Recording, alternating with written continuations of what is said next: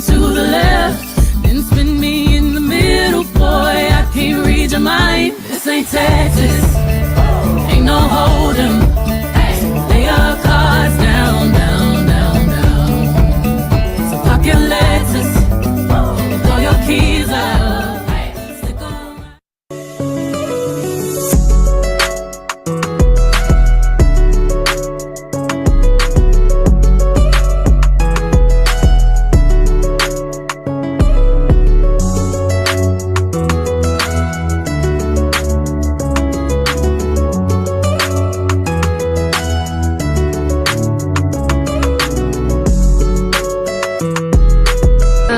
My name is Ido Blessing. My experience so far on business class have been amazing. I've been able to learn a lot of things that I don't know about fashion and business, which has been helpful, and I feel like I can put it into my fashion business and it will help me grow as well. Thank you very much for this opportunity. I really appreciate it. My name is Vivian Cosmos. Alright, being here today or for these 2 days was indeed a wonderful one. So much value was impacted, like it was insightful all along. Really, I want to say thank you to ASEAN and Carpet. You guys really did great, and I'm very grateful. Morning, how are you doing? Thank you so much for coming to visit us at Action Microfinance Bank. My name is Adam Moke, and I'm the Internal Communications Officer here at Microfinance Bank. So we are going to split into groups, and we're going to take you for a tour around our building, where you're going to visit many departments and their functions.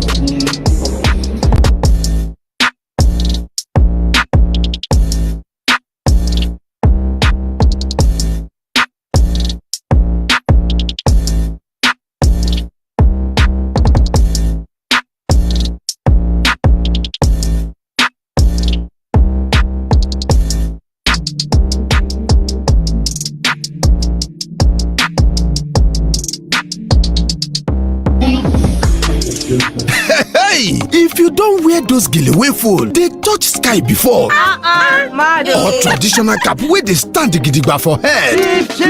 Give them. You go sabi wetin e mean to carry matter for head 24/7. Just like how Axiom they carry the matter of small business for head to help them fit make am. We get plenty loan packages where they easy to collect, and our savings account go help you grow your money bam bam. And if you be person wey no like stress, we get better digital platform where you fit enjoy right from your domot. Make I no talk too much.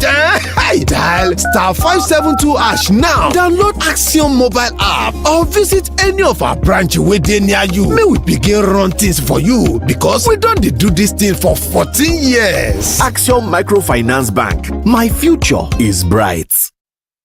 Nítòótọ́ ṣé pé tí mo bá ṣí àkáǹtì pẹ̀lú Axiom wá máa máyé rọrùn fún mi. Ina son iya karbar kudin Axiom Bank na yi amfani kai kara kasuwa ta. Chai, Axiom Bank mo fara ni ATM card. No need to stress, I no need the stress. With Axiom Microfinance Bank, I tell with the best, I no settle for less. Bank where they make it like better. With shaking the money, you fit open account. Save money now to pay your bills. And you fit to get a loan to grow your business. Well, my future is bright, oh. My future is bright, oh. With Axiom Bank. With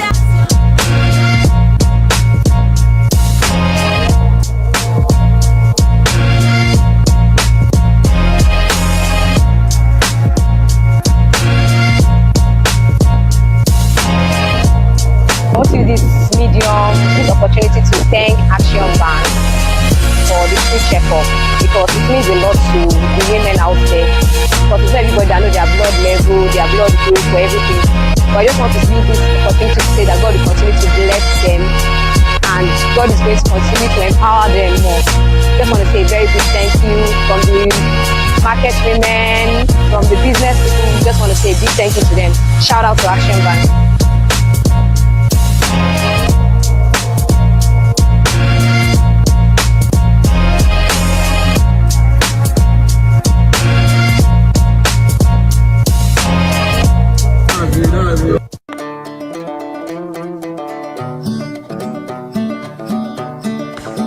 This ain't Texas, ain't no hold'em.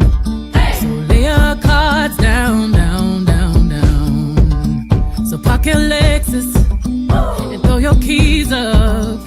Stick around, round, round, round, round. Stick around. And I'll be damned if I can't slow dance with you. Come pour some sugar on me, honey, too. It's a real live boogie and a real live hold down. Don't be a bitch, come take it to the floor now. Woo!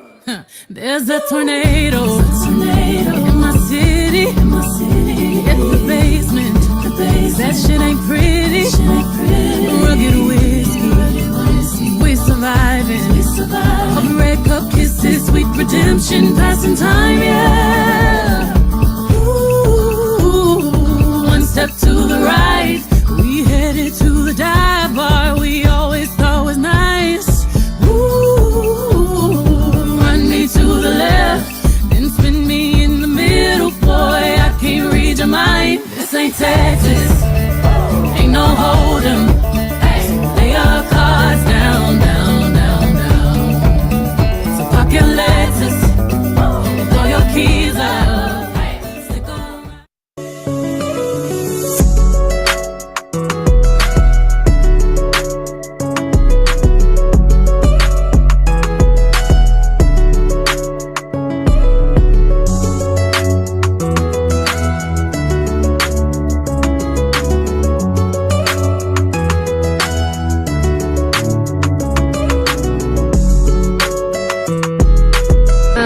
My name is Ido Blessing. My experience so far on business class have been amazing. I've been able to learn a lot of things that I don't know about fashion and business, which has been helpful, and I feel like I can put it into my fashion business and it will help me grow as well. Thank you very much for this opportunity. I really appreciate it. My name is Vivian Cosmos. Alright, being here today or for these 2 days was indeed a wonderful one. So much value was impacted, like it was insightful all along. Really, I want to say thank you to Action and Carpet. You guys really did great, and I'm very grateful. Morning, how are you doing? Thank you so much for coming to visit us at Access Microfinance Bank. My name is Action Monkes, and I'm the internal communication officer here at Microfinance Bank. So we are going to split into groups, and we're going to take you for a tour around our building, where you're going to visit many departments and their functions in office.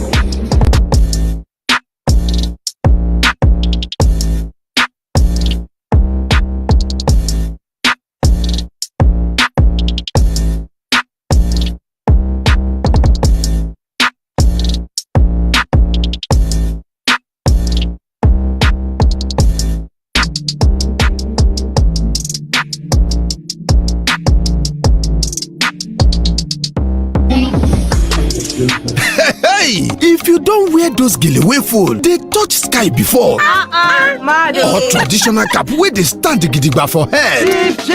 Give them. You go sabi wetin e mean to carry matter for head 24/7. Just like how Axiom they carry the matter of small business for head to help them fit make am. We get plenty loan packages where they easy to collect, and our savings account go help you grow your money bam bam. And if you be person wey no like stress, we get better digital platform where you fit enjoy right from your domot. Make I no talk too much. Hey, dial *572# now. Download Axiom mobile app or visit any of our branches wey dey near you. May we begin run things for you, because we don dey do this thing for 14 years. Action Microfinance Bank. My future is bright.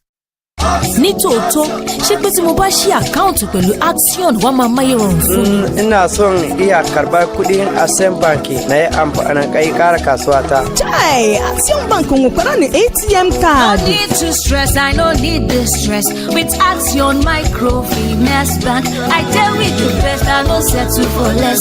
Bank where they make it like better. With shaking the money, you fit open account. Save money now to pay your bills. And you fit to get a loan to grow your business well. My future is bright, oh. My future is bright, oh. With Action Bank. With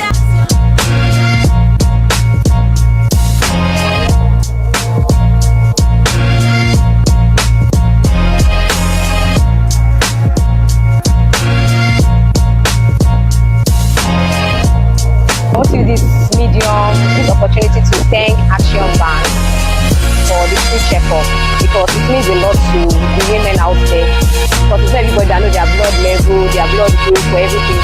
But I just want to use this opportunity to say that God will continue to bless them and God is going to continue to empower them more.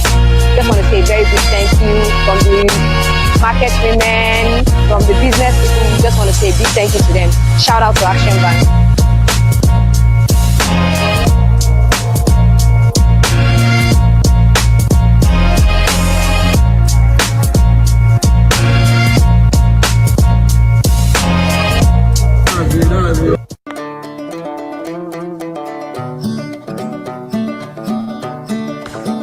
This ain't Texas, ain't no hold'em. So lay your cards down, down, down, down. So park your Lexus and throw your keys up. Stick around, round, round, round, round. Stick around. And I'll be damned if I can't slow dance with you. Come pour some sugar on me, honey, too. It's a real live boogie and a real live hold down. Don't be a bitch, come take it to the floor now. Woo! There's a tornado in my city. It's the basement. That shit ain't pretty. Rugged whiskey. We surviving. Open red cup kisses, sweet redemption, passing time, yeah. Ooh, one step to the right. We headed to the dive bar we always thought was nice. To the left, then spin me in the middle, boy, I can't read your mind. This ain't Texas, ain't no hold'em. Lay your cards down, down, down, down. So park your Lexus, throw your keys up. Stick around.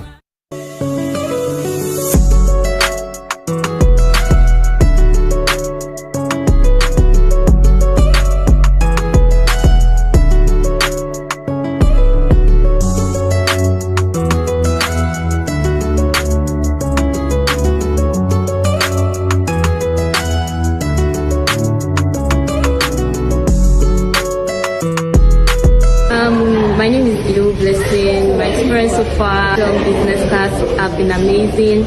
I've been able to learn a lot of things that I don't know about fashion and business, which has been helpful, and I feel like I can put it into my fashion business and it will help me grow as well. Thank you very much for this opportunity. I really appreciate it. My name is Vivian Cosmos. Alright, being here today or for these 2 days was indeed a wonderful one. So much value was impacted, like it was insightful all along weekend. Really, I want to say thank you to Action and Carpet. You guys really did great, and I'm very grateful. Morning, how are you doing? Thank you so much for coming to visit us at Action Microfinance Bank. My name is Action Moped and I'm the internal communication officer here at Microfinance Bank. So we are going to split into groups and we're going to take you for a tour around our building where you're going to visit many departments and their functions in the office.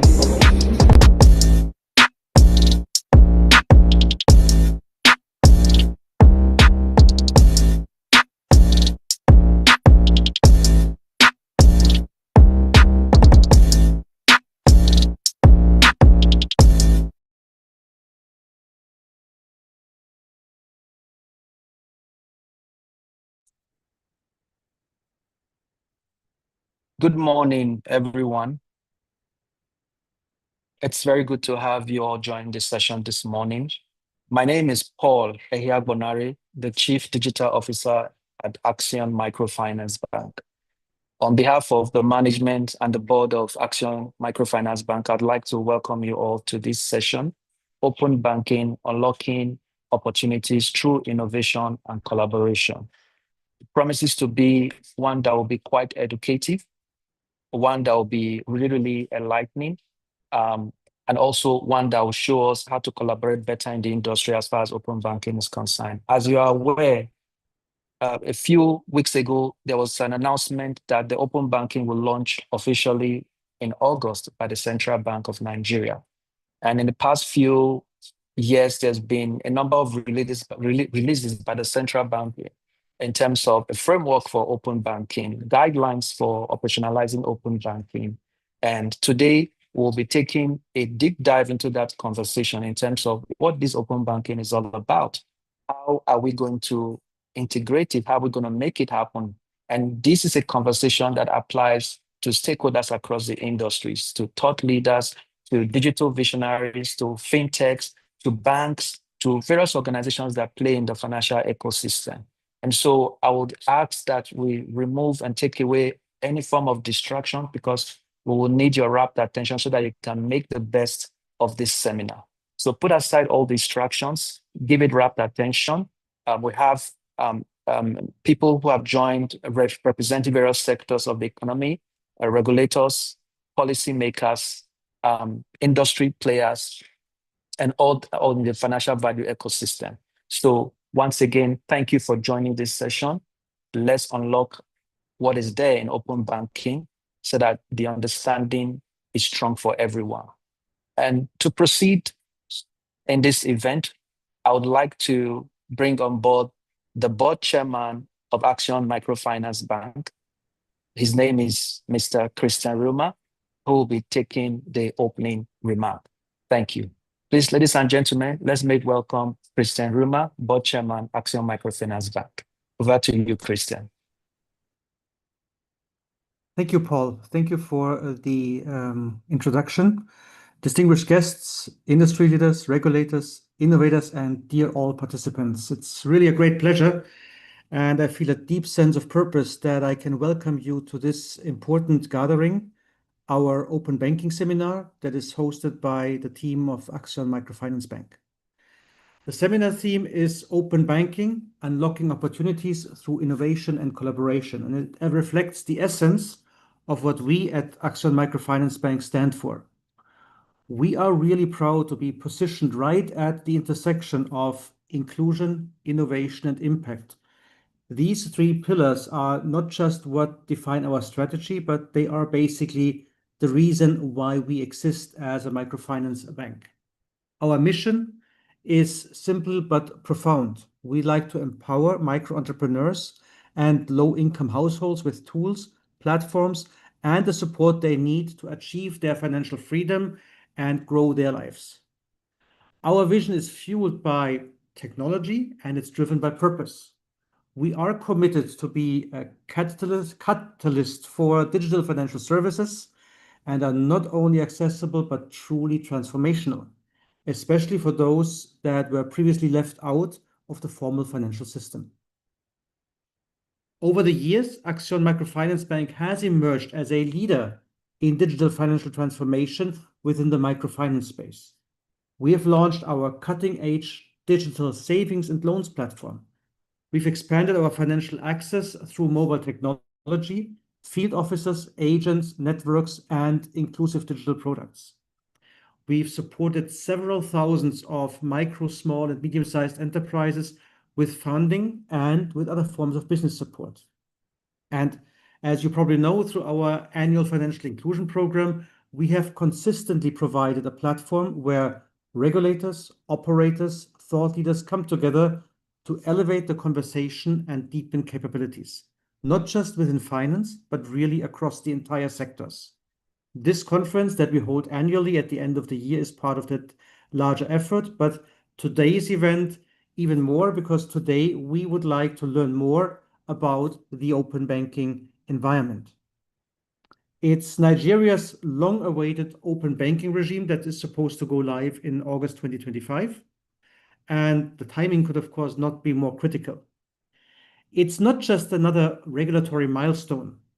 It is, as we've seen in other regions of this world, a foundational shift on how data, products, and partnerships will shape the future of banking and of financial access. For us, we see this as an opportunity to expand innovation across financial tiers, from tier 1 banks to microfinance institutions. There will be a much deeper form of collaboration. We will be able to build secure and, most of all, customer-centric systems that put power back in the hand of our customers. And most importantly, it will deeper drive financial inclusion, unlocking products and services, and we will be able to reach even deeper into the population to people who are currently unbanked. We like to use this conference to draw the attention to the federal government and the CBN's bold move to liberalize open banking space and to begin preparing all players for what lies ahead. To our participants, thank you very much for joining. We have really good panels and good presenters here with Olga Lewandowski, Dimitro Storozzik, Dr. Stanley Jacobs, Ladi Asuni, and thanks to Taiwo and to Paul for putting this all together. We'd like to thank our esteemed regulators for the leadership on the ongoing reforms. We like to thank our fellow financial institutions, fintechs, developers, and partners. We look forward to working on these platforms and on these grounds together. And we hope that this event today will be a springboard for more action. Let it inspire the alignment across the ecosystems and let us all commit to open banking, not only to innovate, but to include, educate, and to transform. Thank you for being part of this most important milestone. Welcome. Thank you very much. Let's give it up for Mr. Christian Rumer, the board chairman of Axion Microfinance Bank. You heard it from him. You heard what we're doing and how Axion is also driving this conversation around open banking. And that's the reason why we have this seminar this morning. And rightly, as our chairman mentioned, we have a lineup of speakers who are experts in the industry, who've done open banking before, who have implemented it, who can show us use cases, who can show us examples, who can show us learnings. And we're going to see from them, learn from them, and hear from them in this session. And so I'd like to also mention to us that this event is also currently live streaming on the Nairametrics YouTube channel. So for those of us who want to also join via YouTube, just use the Nairametrics YouTube channel at Nairametrics to join the event. You can also follow the conversation on Twitter and also our digital channels on social media, such as Instagram and Facebook, where highlights of the event are also ongoing as well. For those of us who have questions, please feel free to put your questions or drop your questions on the questions dialogue on the Zoom platform, and our team will respond to you. For the questions that will come up during the panel session, we'll also keep those aside until we get to the panel session. Once again, thank you, Mr. Chairman, and we will move to the next item on our agenda this morning. And that will be a keynote address by Dimitro Storozzik, who is a senior partner at GD Next. We are going to take a video introduction of Dimitro, who will be speaking on open banking for innovation, inclusion, and growth, a case study of Europe and lessons for Nigeria. Multimedia, please let's have the video introduction. Dimitro Storozzik is a co-founder and open banking strategy lead at GD Next GmbH, a Swiss solution provider specializing in services for the financial industry. With a background in computer science and project management, Dimitro has over 20 years of experience in IT and 8+ years helping financial institutions across Europe implement digital banking platforms and open banking compliance services. He has supported banks and fintech companies in aligning with PSD2 regulations, building secure API frameworks, and delivering user-friendly financial products. Dimitro brings a deep understanding of digital finance, regulatory requirements, and product delivery. His work focuses on bridging the gap between business goals and technical implementation to enable scalable innovation in the financial sector.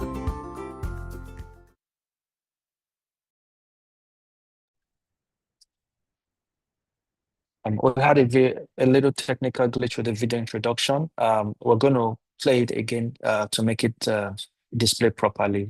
We regret the inconvenience. Multimedia, please ensure the video plays properly.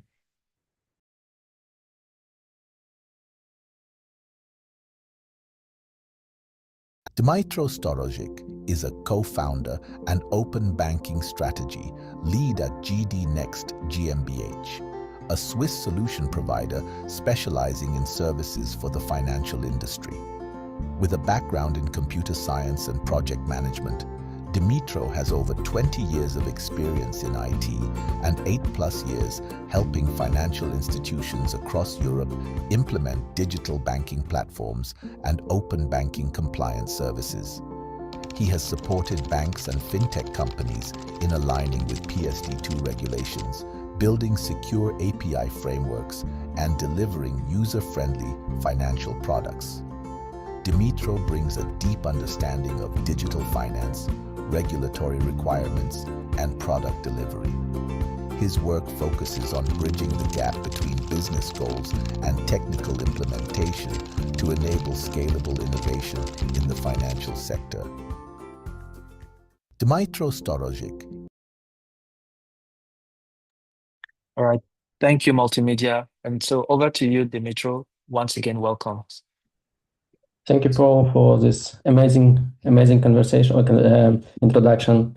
Yeah, it allows us to save some time. My name is Dimitro Storojic, and let me share my screen with the presentation.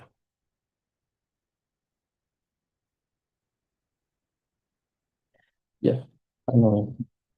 Great. Hopefully you can see it. Yeah. Today we'll talk about open banking.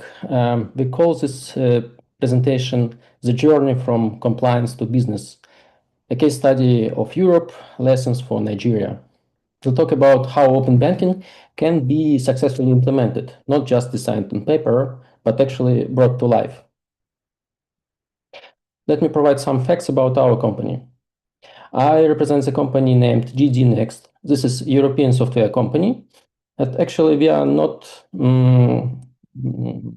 we are more just a software company. We are a solution provider. We founded the company in 2018, and our first product was exactly an open banking API, access to account API interface. We help banks meet compliance requirements in Europe. From there, we developed the Sandbox platform. After Sandbox, we created several other products related to open banking. Over time, we have grown into an international company. And our headquarters is in Switzerland, and we have offices in Ukraine, Austria, and Estonia. Where do we excel? From the very beginning, our core focus is open banking and open finance. We've delivered a wide range of API management projects and helped our clients make a transition into platform-based business models. At the same time, we worked extensively with AI, blockchain, crypto wallets, etc. We also support our customers with QAC and QAB products. Where does our knowledge in open banking really come from? We are a long-standing member of the Berlin Group, helping shape the standards across Europe. We also work closely with regulators and industry boards in Ukraine and Switzerland. Our Sandbox solution has been recognized as a reference model in Switzerland. We continue contribute to Open ID Foundation, especially around the FAPI standard. That's a financial grade API. Our experts participated in NISP program. It's a next-gen implementation support program. This program helps their members, basically from the supply side, in implementing the open banking compliant interface defined by the Berlin Group. Agenda. What exactly we will talk about today? Regulatory framework and standards in Europe. Based on our experience, I'll show how the open banking was developed in that region. Lessons learned. How to get ready.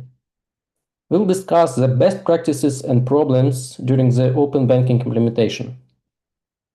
Innovation and collaboration through open banking. Here we'll discuss how to benefit from implementing open banking and how API providers and API consumers can collaborate and create win-win partnership. We'll take a look on statistics of open banking usage. Open banking implementation strategy. how to implement open banking, which implementation strategy to choose. We'll also discuss these topics briefly. And the first topic is regulatory framework and standards in Europe. Open banking initiative was started in Europe, and understanding of things that happen there will allow us to successfully develop open banking in Nigeria. Here is the freshest research, the world of open banking and open finance. You can see countries marked here in 3 different colors: dark blue, light blue, and orange. Dark blue, it's a regulator-driven country. Blue is market-driven. Orange, hybrid mode. What is interesting here is that you can find Nigeria on the map. There are only 3 African countries pointed on this map, and Nigeria is one of them.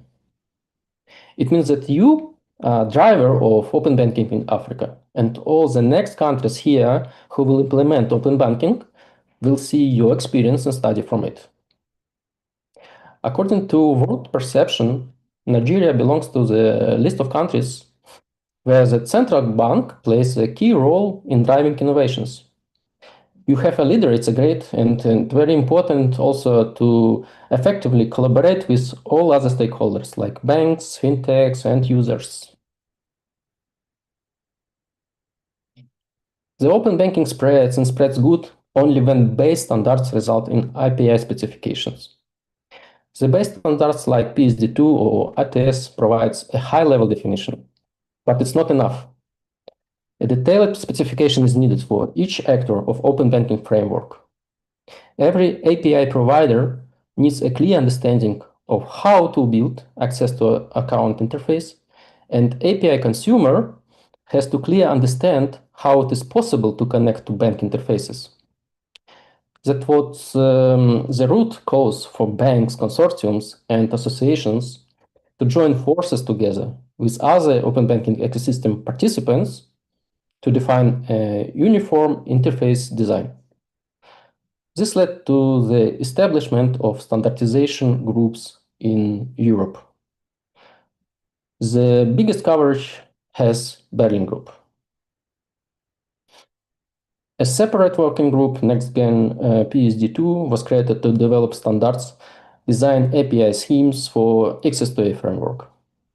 And the key focus here is that API standard was developed by market participants. What was created at the end? Introduction paper, operation rules, implementing guidelines, domestic payment definition, and open API technical file, Swagger. What are the main principles of the NextGen PSD2 framework? You can read it on the slide. This will take me for a while to read all of them, so I suggest we'll share this presentation, and I think our colleagues can send it to participants. To save our time, I suggest we skip it for now. And as we have already discussed, there are other initiatives besides Berlin Group. One of them is Open Banking United Kingdom. On the slide, the key facts about Open Banking UK are listed. In a nutshell, it's more centralized standard. Therefore, it was faster to implement. Next slide. What is Open Banking about in sense of services? In Europe, Open Banking covers the following groups of services: Open Data Services, Account Information Services, Payment Initiation Services, and Funds Confirmation Services. The most used in the word services are Account Information Services and Payment Initiation Services.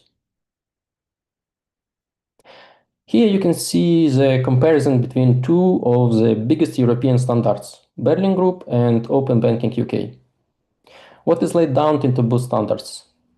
You see use cases, requirements to data and messages formats, authentication exemptions, who is the owner, how control and measurement is specified, regulation and arbitrage, definition of user experience, and requirements to the testing sandboxes.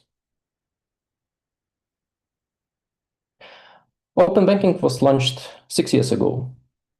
What lessons have we actually learned? Has everything gone smoothly? Of course not. Let's take a look. The real question, what needs to happen to make sure the market is truly ready so that open banking doesn't just exist, but actually works and delivers value? On this slide, you can see the open banking building blocks.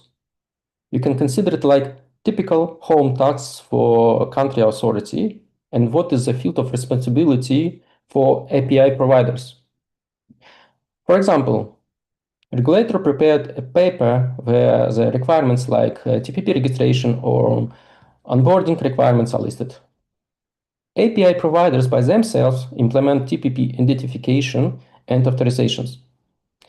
They implement API documentation and sandbox as well. API providers can do it by themselves or by using the help of external vendors. This all list must be fully ready by regulators and API providers. When it's ready, only then the open banking interaction can be started. If it's not ready, then it simply will not work. Based on our experience, we see that API providers can do the same mistakes. We have collected the most typical ones in this list. For example, a lot of API providers do not provide the proper level of API performance, do not support their services in test environment. According to some researchers, more than 20% of banks reply with static fake responses not related to the request. It's a lot. They also do not pay attention to TPP onboarding process and TPP role and certificate validation. They can return an empty error message or do not update the API documentation. Such an approach does not help any bank to create opportunities for successful open banking experience and benefit from their investments. Other side, API consumers. What are the most frequent problems for them to make an integration with API providers? You can see it on the slide. During the cooperation with API providers, we heard so many times, we have done a compliance part and haven't received any single request for 6 months. All these investments will never be returned. We have more important things to do. But in fact, there are many integration problems that must be solved on the demand side, on side of API consumers. These challenges has been addressed in many markets. And what is the solution? Technical solution providers stepped in and played a crucial role. They built unified platforms that could speak the language of different APIs, of different API providers, helping API consumers integrate once and scale quickly. With this approach, everyone wins. API providers see real usage. API consumers can launch faster. And customers get better services. These are basic prerequisites to be fulfilled by API providers to avoid inefficient API management. And we have to admit that in practice, not all of these components are well managed by API providers in all cases. There are gaps and areas for improvement. Let's talk about the two bubbles from this picture. It's developer portal and testing sandbox as a key factor of successful collaboration with API consumers. What we can see from InnoPay review is only proves the level of importance of having good developer portal. API providers that show leadership in open banking and open finance services implementation own the best developer portals and take care about their test environments. We believe that portals nowadays plays not only a role of API guidelines, but already become a collaboration and network tool, sort of playground for innovations. If you're an API provider and come to the point of creating developer portal, our advice is to look at the leaders, learn from them how to improve your own experience and accelerate the TPP onboarding for further collaboration. What have to be available via the portal you can see on the slide. Developer portal guide, API description, list of known errors and planned dates to mitigate them, technical support contacts, automated API definitions, API sandbox with mocked or dynamic API calls. Having a working, ideally dynamic sandbox is crucial for your efficiency as an API provider. It allows you to test new features and services on the go. It must be feasible to integrate with your API within 1 day. Provides direct and fastest feedback from API consumers. And of course, your sandbox has to reproduce the production environment. That's very important. So we covered the subject how to manage and how we can move on the next part. What to manage, which services, where to start and how to benefit from API. As I said, open banking was globally launched 6 years ago. And now we have an opportunity to overview the implemented cases and case studies. Imagine you're an API provider. You need to expose your API and benefit from it. Where to start? We collected the checklist, or let's say to-do list for you. Listen to your customers and focus on resolving their pains. Investigate your strengths. Find your niche and define unique value proposition. Specify use cases before the start. And so on and so on. And finally, prototype and test. And repeat. And please do not forget to track the API functional distribution within your customer base. For doing this, we recommend usage of business and technical monitoring tools. Use cases. What are the success use cases of open banking usage? Here you can see several cross-segmental use cases in such categories like payments, financial risk management, QSE, and finance management. It could be, for example, direct debit, credit scoring, account ownership verification, or account aggregation. There are typical open banking use cases used in retail.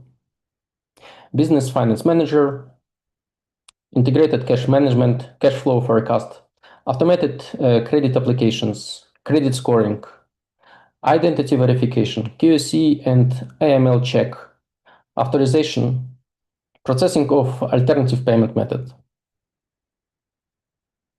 These are typical open banking use cases uses in SME. For example, e-invoicing, taxes management and accounting, smart liquidity check, AI-supported consulting assistance for insurance and logistics.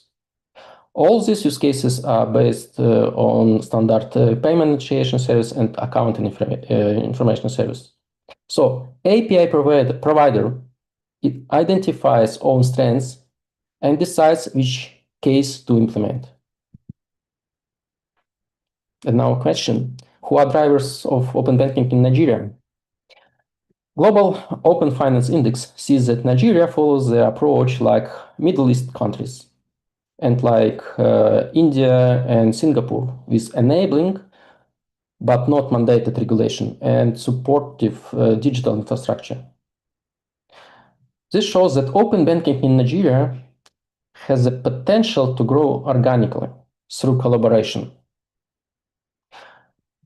But for this to succeed altogether, regulators, businesses, ecosystem, and consumers must work together, aligning on standards, sharing infrastructure, and building mutual trust.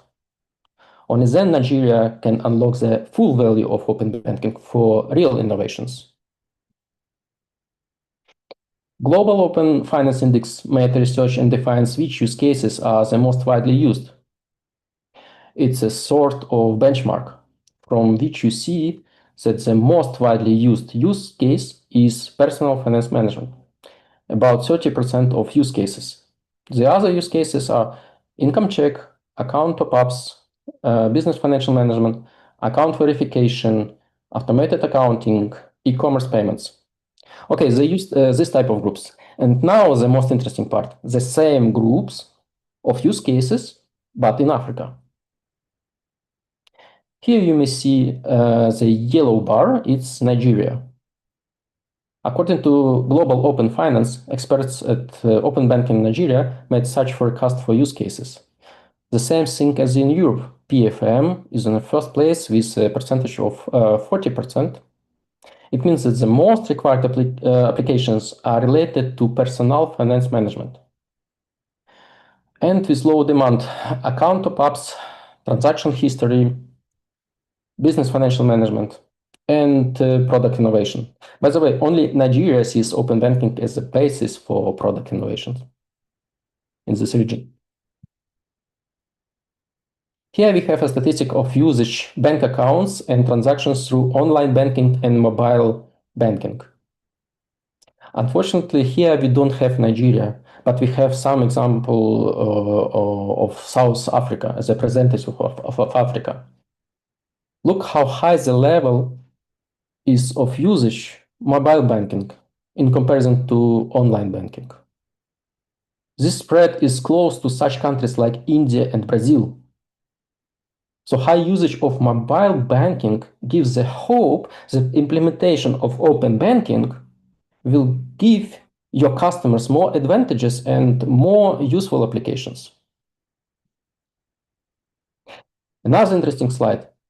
The market share of different payment methods in e-commerce.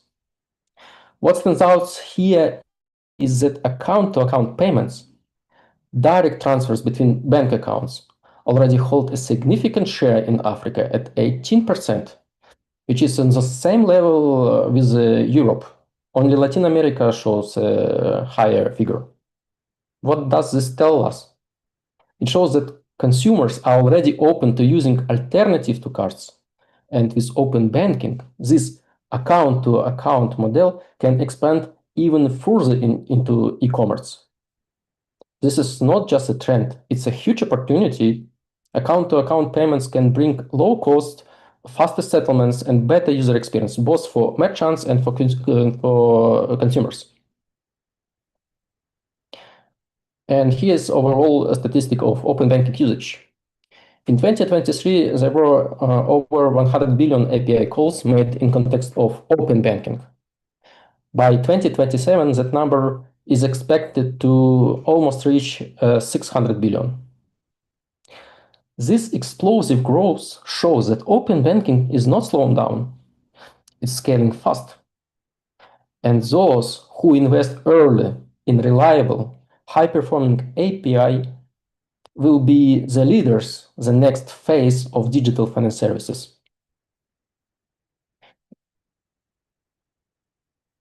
Again, let's assume you're an API provider. You made a home task. I mean, the checklist which we reviewed in previous slides is done and you are ready for open banking implementation.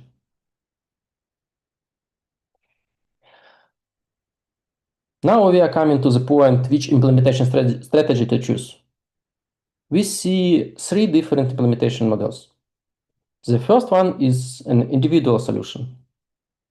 This is a standalone solution developed with the internal services by API provider. Or API provider can use the knowledge and experience of API vendors. Second, shared solution as a service, SaaS. In this case, API is a service, is provided and supported by vendor. The third one, centralized service. As always, each strategy has its own advantages and disadvantages. Here you can read the list of advantages and disadvantages for individual model and for service model. Here you can compare what is better for you in sense of costs. In sense of costs, and also in sense of external dependencies, time to market, security, etc.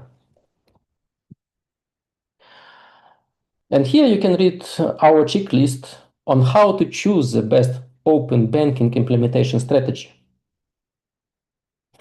When you finish this checklist, you'll be able to answer which model fits you best and if it makes sense to implement by yourself or it's better to use the help of vendor like we are.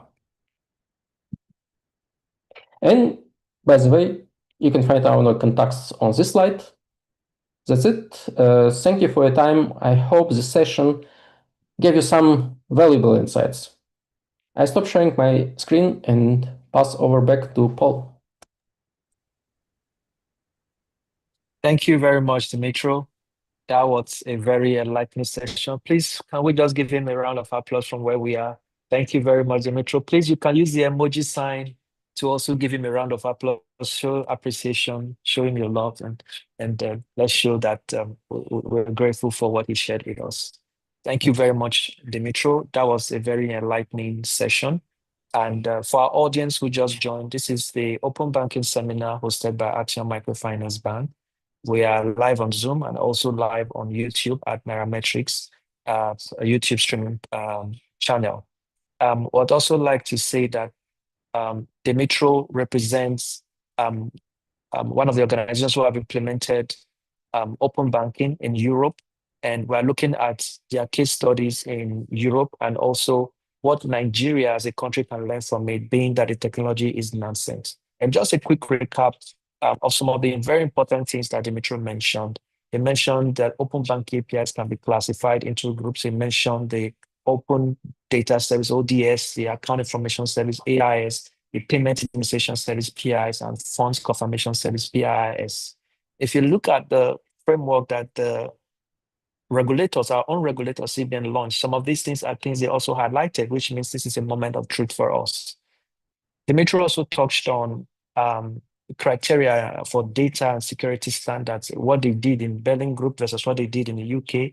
He also touched on the building blocks for open banking and also some of the pain points that open bank API providers faces. Open bank API providers face, and some of the problems of API consumers when this integration to open banking begins to happen, and some of the solutions that we can use for integrating or dealing with those difficulties. Dimitro touched on why having a sandbox is very important, and these are some of the things that we will look forward to. Very much importantly, he also highlighted where to start. Now, being a nascent technology in Nigeria, it's very important you look at where to start, and those highlights he mentioned in terms of what to look at for listening to customers, investigating your strengths, finding your niche, strategically specifying use cases, making the data models, mapping them, identifying the gap for implementation. All those are very, very key points. He also showed us some of the open banking use cases. He talked about personal finance manager, business finance manager, credit scoring, payment reconciliation, a whole lot that can be achieved, even AI-supported consulting, as he mentioned. And we looked at key use cases in Europe, Africa, Middle East, and also the market share of payment methods, in terms of how these open banking services are being used, but specifically highlighting digital wallets and, open banking API calls, implementation models, and how this can be done. So that's been a very, very enlightening session. Once again, thank you very much, Dimitro, for what you've taken us through. I believe every attendee on the call, you've made your notes, you've gotten insights from this session. Thank you very much once again.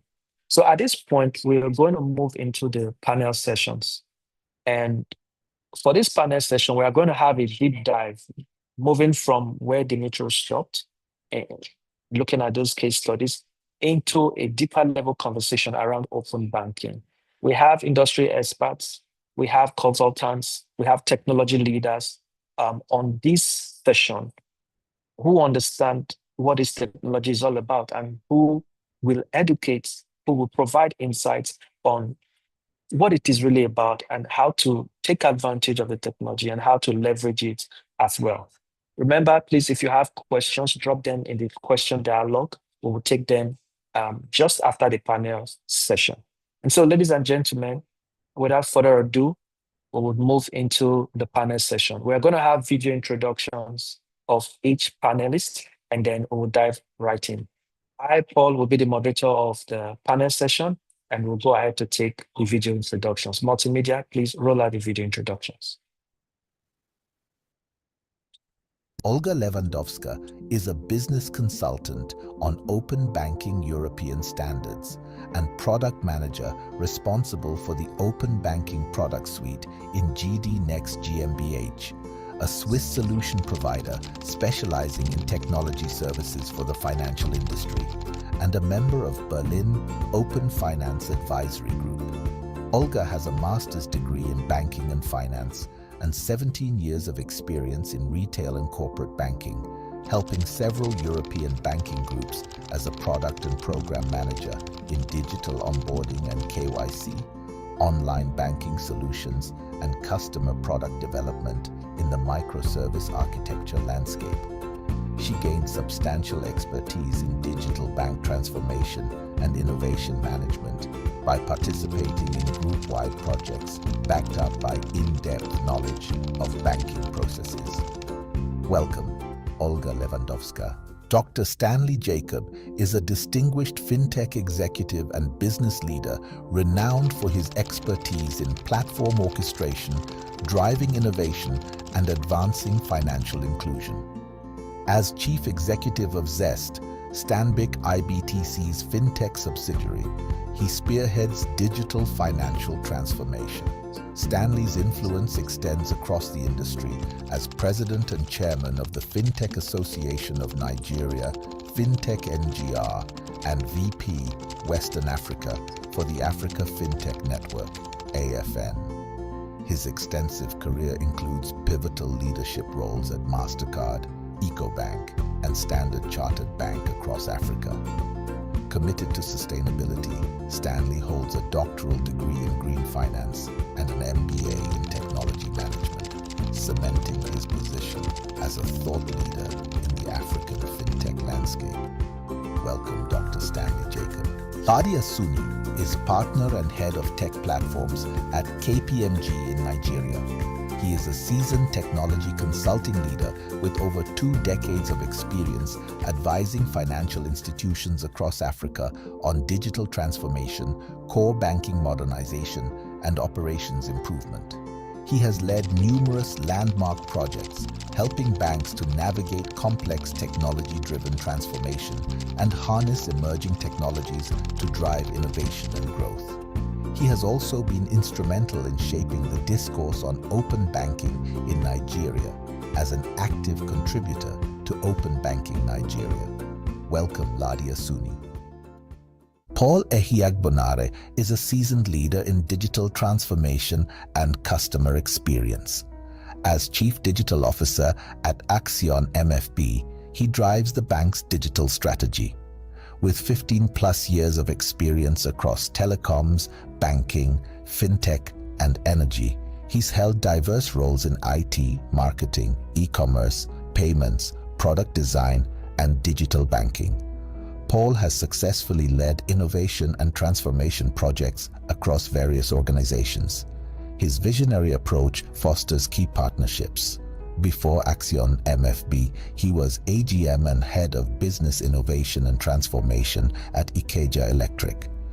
Prior to this, he served as Head of Digital Banking and Online Channels at Nine Payment Service Bank, 9PSB, contributing significantly to the bank's digital strategy and digital payments ecosystem. He was a pivotal member of 9PSB's startup team, overseeing the implementation of the fully digital banking strategy and the successful launch of multiple digital banking platforms. A warm welcome to Paul Ehiagbonare. All right, thank you.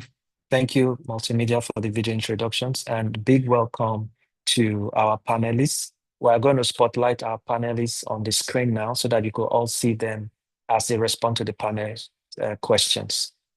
I'd also like to mention at this point that the panel session will go in 3 segments. The first segment will look at innovation and customer centricity, how open banking impacts customers in terms of if it's a ready or ripe or good innovation for them. The second segment will look at the ecosystem readiness, and collaboration. Are we ready for open banking in Nigeria? Are we truly ready? And the third segment, we look at data security, privacy, and trust. So I'd ask, please take away all distractions, because this time we're going to have a very good conversation around open banking. For those of us who have been thinking, what is really this open banking about? I mean, what is this all about? I want clear information. I want to understand. This is the time to sit back and just give rapt attention as we break it apart, as we go deep into it and show what it's all about. So once again, welcome everyone. We'll go and start with the first segment, and then we'll flow into the two other segments. We'll spend about 20 minutes on each segment, just to make sure that the conversation is very, very rich and robust. Once again, welcome to the panel session. Welcome to Dr. Stanley Jacobs, to Olga Lewandowska, and also to Ladi Asunu. I'm very honored to moderate this session with you, and we look forward to a very rich conversation. And so we're going to start first with Dr. Stanley Jacobs, and this time we'll look at innovation and customer centricity. So Dr. Stanley Jacobs, there's been so much buzz about open banking, and the moment Central Bank released the circulars, there was a flurry of conversations around it. And then when the notification came that Nigeria will be, it will be launched by August in Nigeria, there was a lot of buzz online around it as well. And we would like you to educate the audience on what open banking really is and what does it mean for Nigerian banks and their customers. Thank you, Dr. Stanley Jacobs. Thank you very much, PE. First, I would like to say that it's a promising moment for us in Nigeria with that CBN announcement that open banking launch will happen by August 2025. I believe this will make Nigeria the first African country to officially implement open banking, which is a very significant one for us.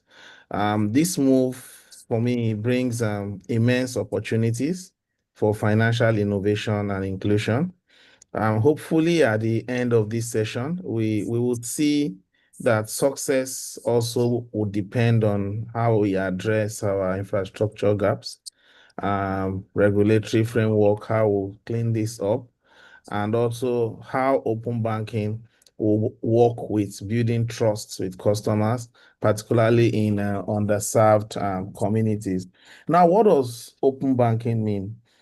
Today we see banking as a product, a lot of liabilities, lending, investment, and all that. We think that with open banking, we're going to have banking move from being a product to becoming a service, and that will fundamentally change how the service is being delivered and also the customer relationships. We're going to see banks and financial institutions become custodians of data. Today they have large amounts of data, but most times this data is closed, not accessible. Open banking will make this data accessible and primarily useful. And then they can now become service orchestrators rather than just deposit, lending, and maybe the bill payments that we see growing. So we think that if you are a bank today, what open banking will mean to you is revenue diversification, because now you can go into the data play, open it up through API partnerships, and create new revenue streams from third-party integrations. You can also innovate quickly because you don't have to own everything. Whatever you don't have, you can plug in to another player and get that service delivered to your customer immediately. Also, there will be that competition shift, right? A repositioning where you see that platform model. Everyone moves over to platform model instead of just building your distinct product and having heavy marketing push.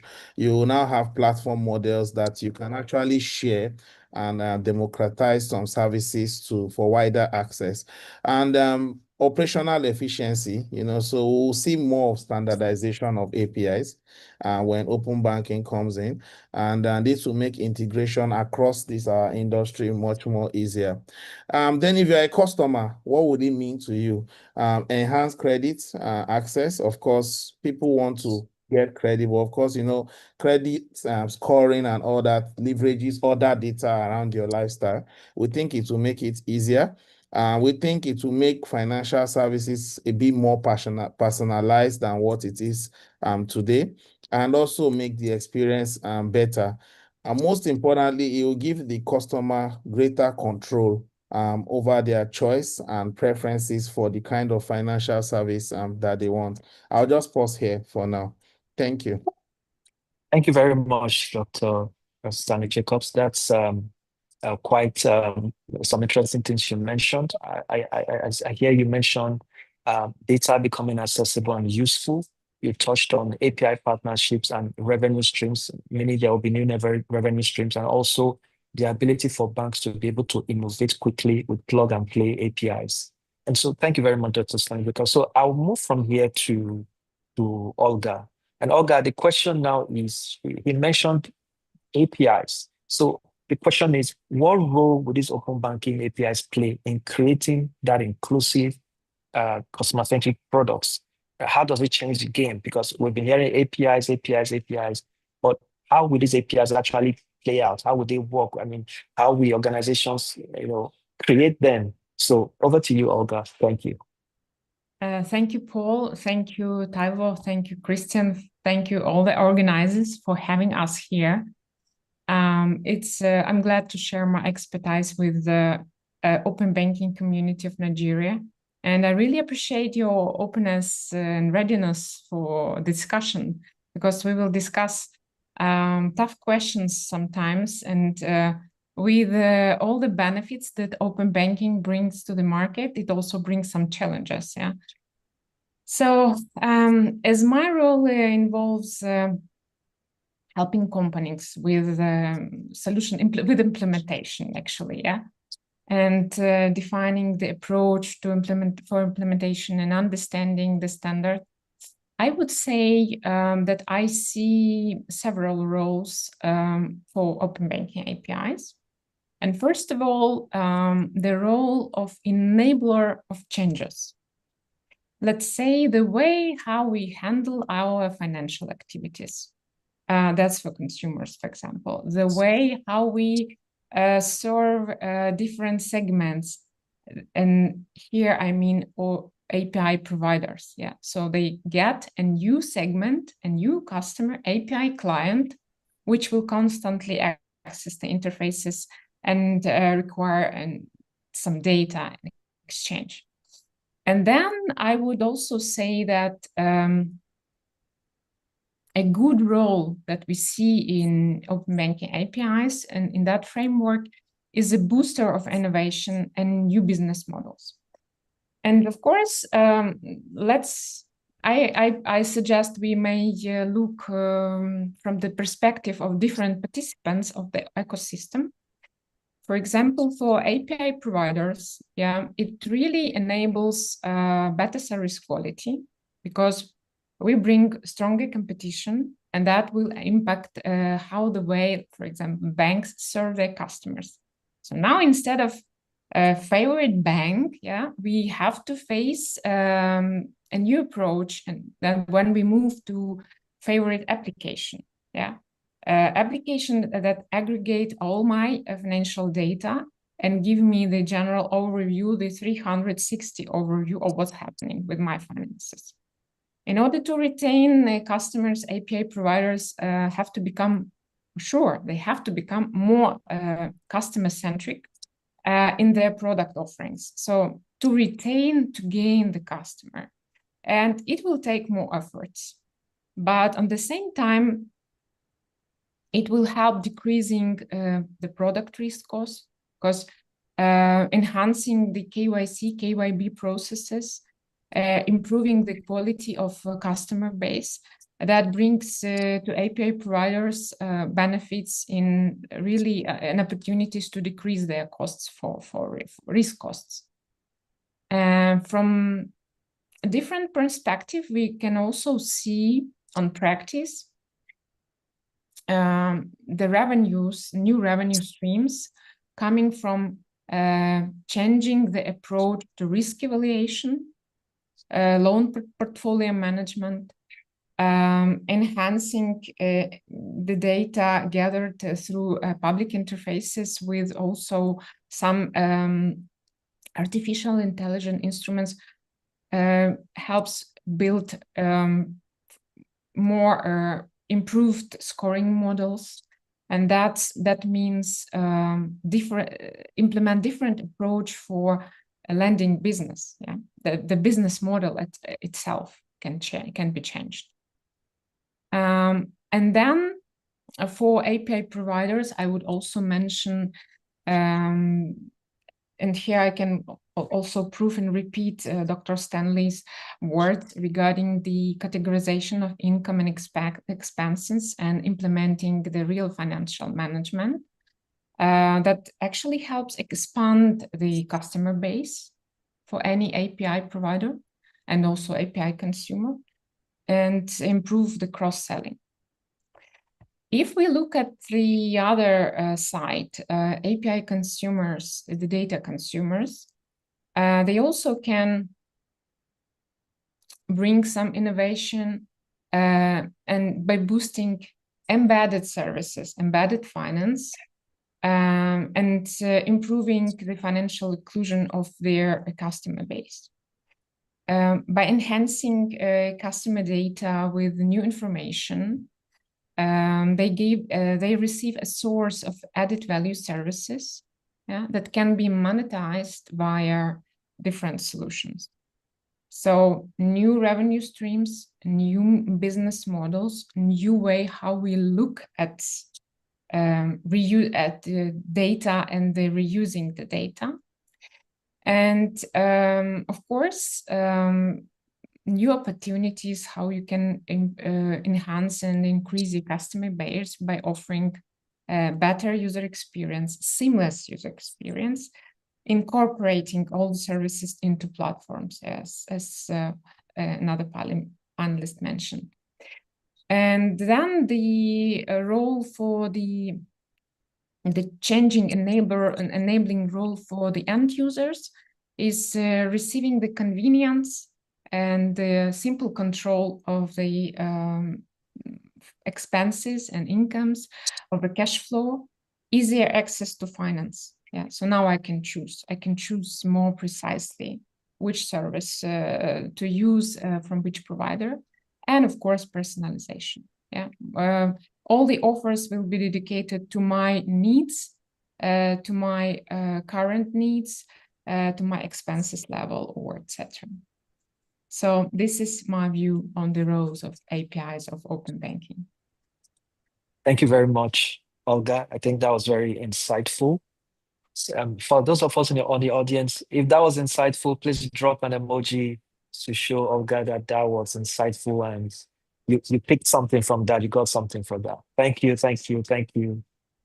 Oh, and very interestingly, Olga mentioned things around risk evaluation, loan portfolio management, and personalization.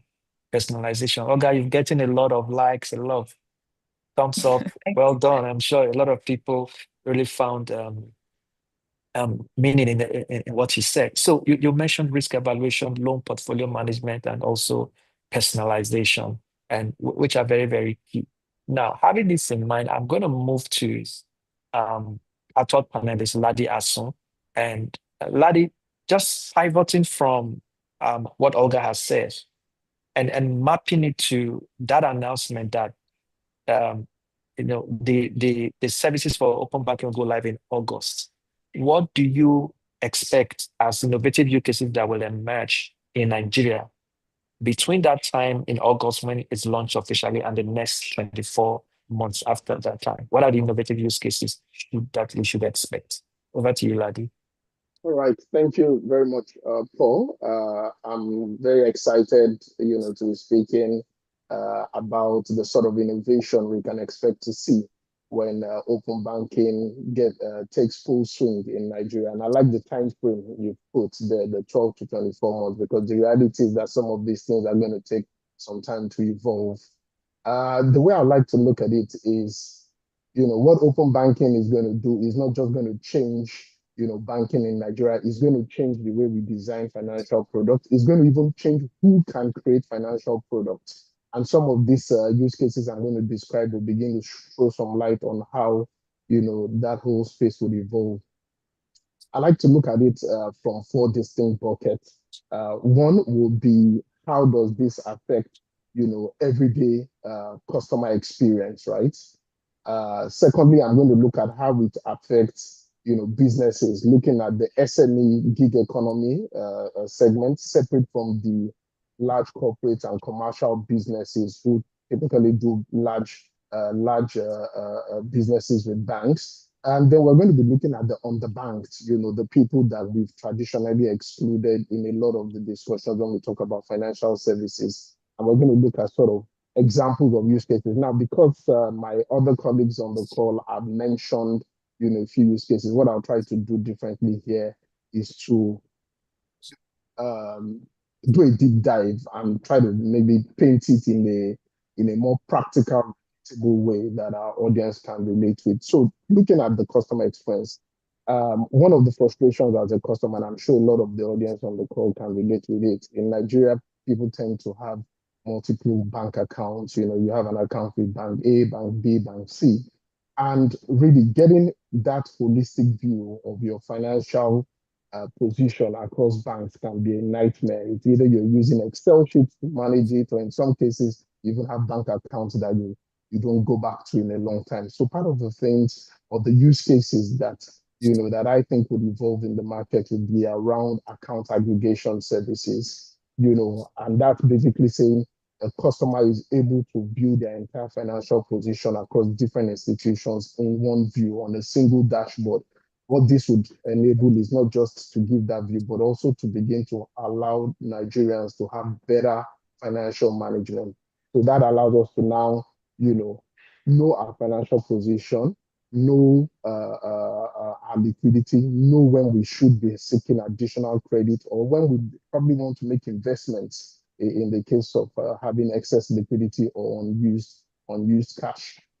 Now, if you look at it from that angle, you then begin to see, okay, if a customer can see that, what sort of services can then evolve from the perspective of a provider? This creates way for, players in that whole personal finance management space to step into the market.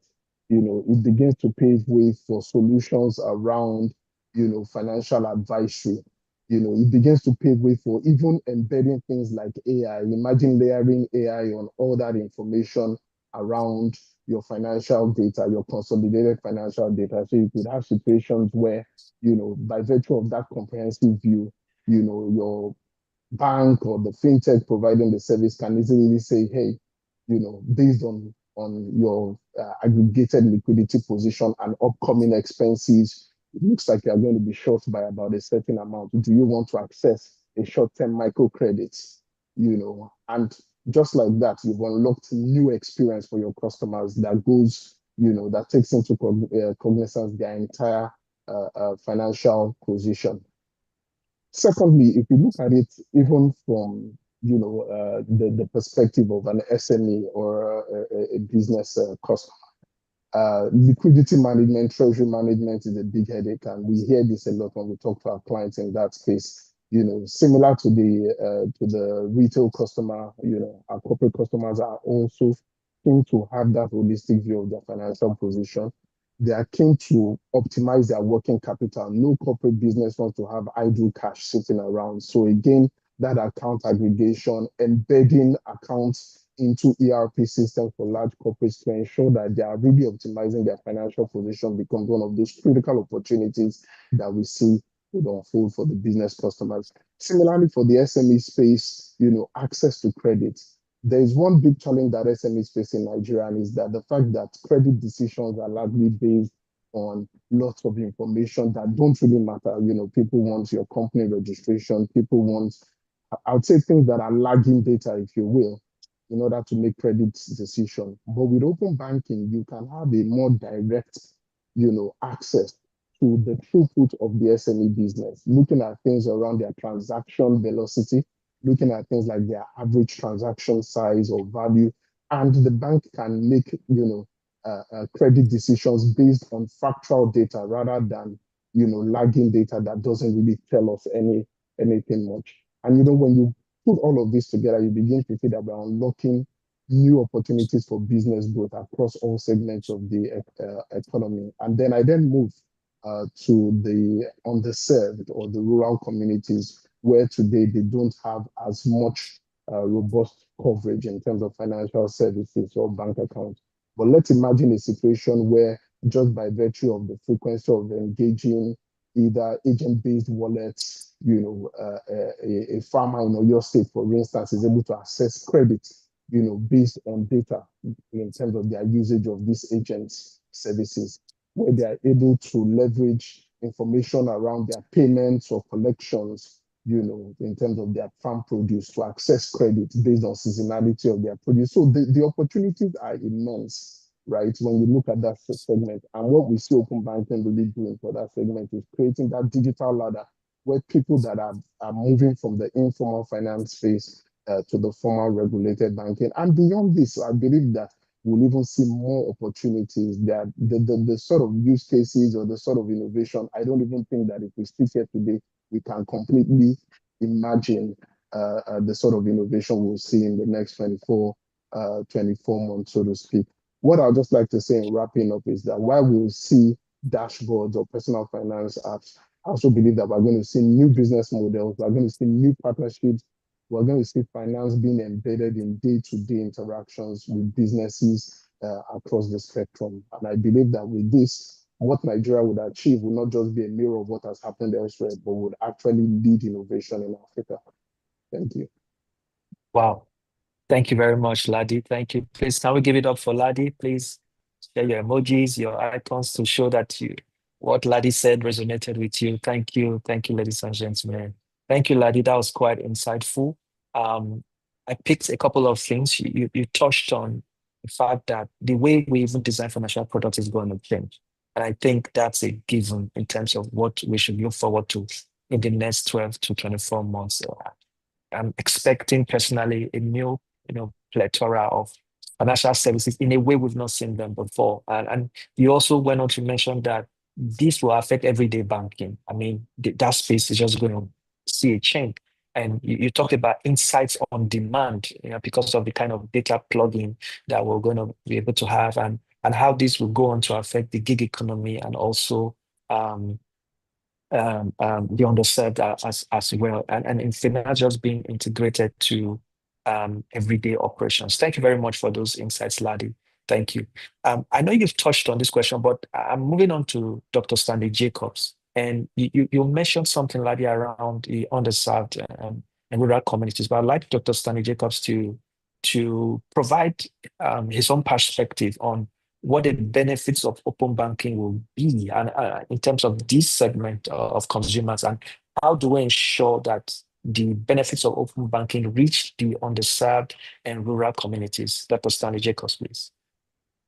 So thank you very much. I think primarily the having open banking successful in Nigeria has to be something that works beyond Lagos and Abuja, right? And so until we get these open banking benefits reaching the underserved and the rural communities, then the potentials will not be fully explored.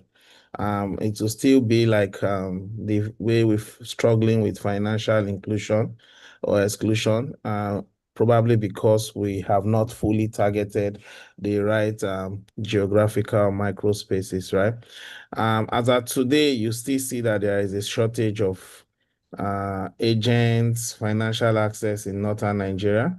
And if you look at our financial inclusion report from EFINA, you'll see we went up, it went better, but I personally do not feel that is a reflection of all the hard work that has gone into that in the past years before the survey, right? And we also have the low internet penetration It's at 48% in 2003.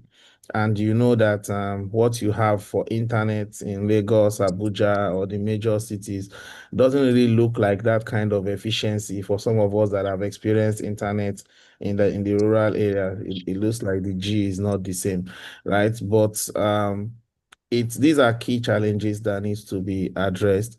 Then when we look at going forward, first thing is to focus on infrastructural development.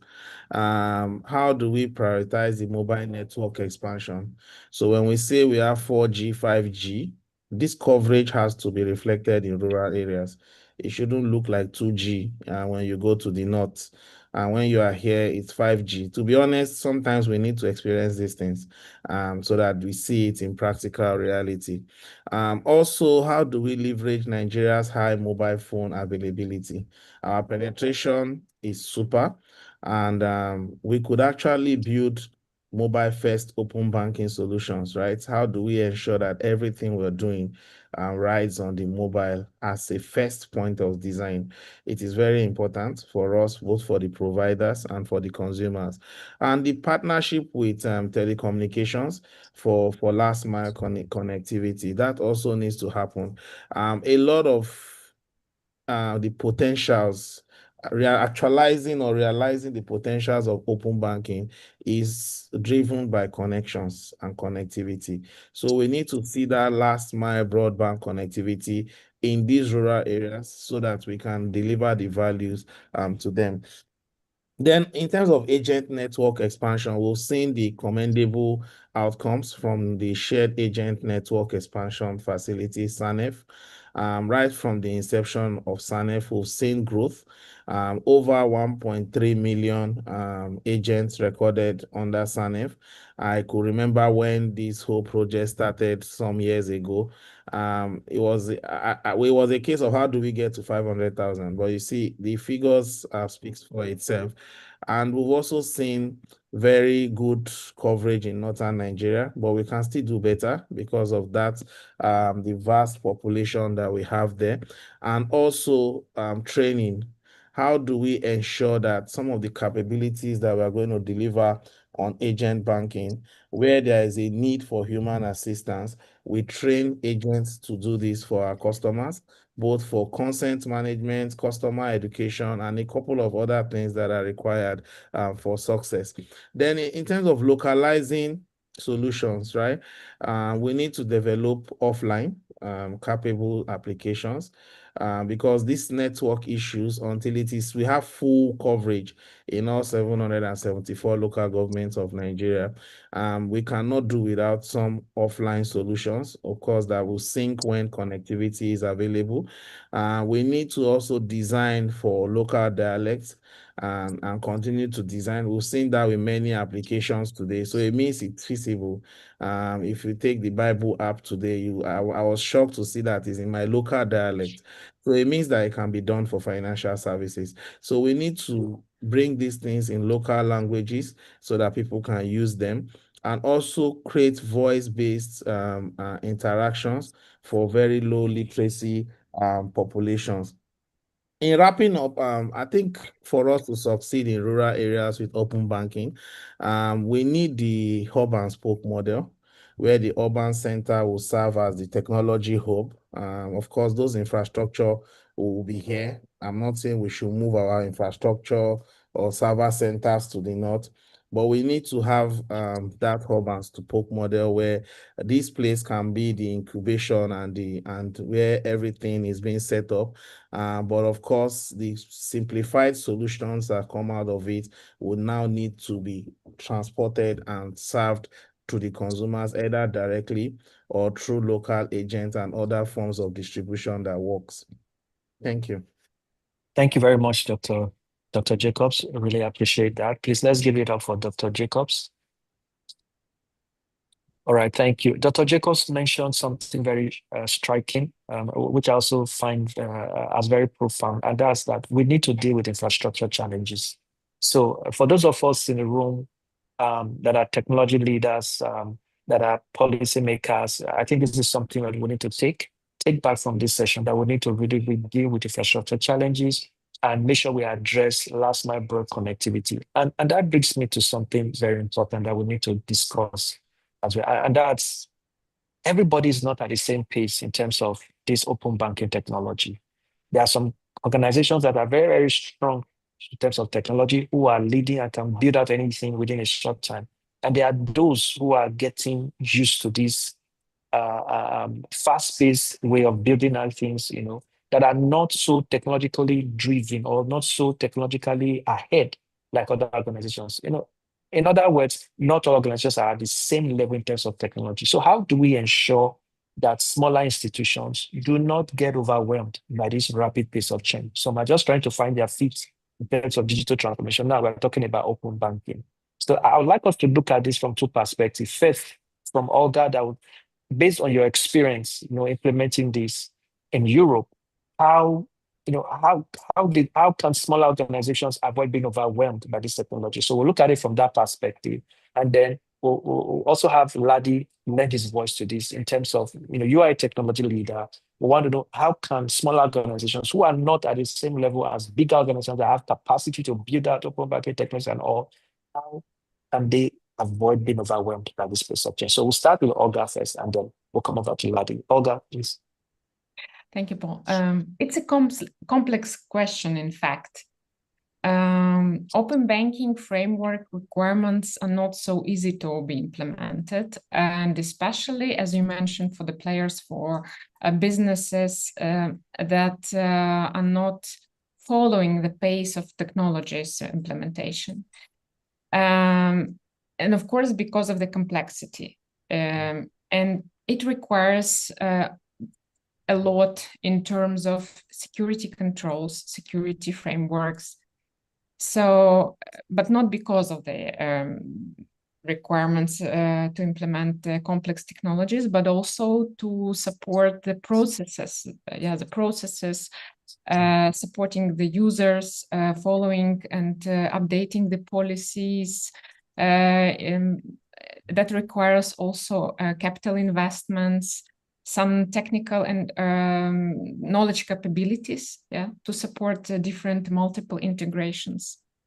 And from the experience, what we see that fintechs, smaller businesses, they remain focused on their business objectives and the values that they may create for the end user. At the same time, finding the ways to collaborate with the bigger players, more technically advanced and matured.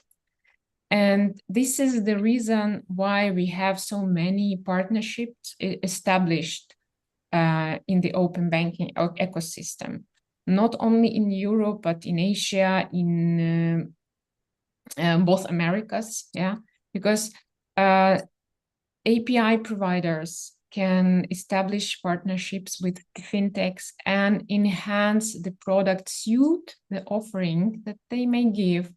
So allowing a smaller player, let's say, focus on the core business, core values, and supporting from their side, from the provider side, supporting the technology framework, operational framework. And this is where, again, I will repeat myself, this is where the new field of new business models started. Because that means that everyone in ecosystem can find the business model that is more relevant to be supported. Someone will support the infrastructure and technology side. Other players can support the customer value side and the financial aspect of the operations. So here I would say it's more about a collaboration. And yes, collaboration is the key. And of course, also what we noticed is from region to region, having technical service providers is crucial in order to enable open banking data exchange. Some countries are more matured, so they do not require that provider support. Some countries are really required the help of the aggregators and technology service providers. Thank you very much, Olga. Very interesting perspectives. Ladi, can we hear from you on that? All right. Thank you very much, Paul. I think one thing that we have to really get right in Nigeria is the fact that smaller institutions, could risk having that struggle with the compliance burden around open banking if they are not very well supported. And I'd like to borrow a leaf from the situation in Australia, where smaller banks genuinely had to struggle to meet the compliance requirements, the deadlines that were set. And we also have to avoid that by offering the required capacity support, as well as encouraging a staged rollout when it comes to smaller institutions. Now, there are several things that as a small institution, you can consider. One will be, how do we leverage aggregators?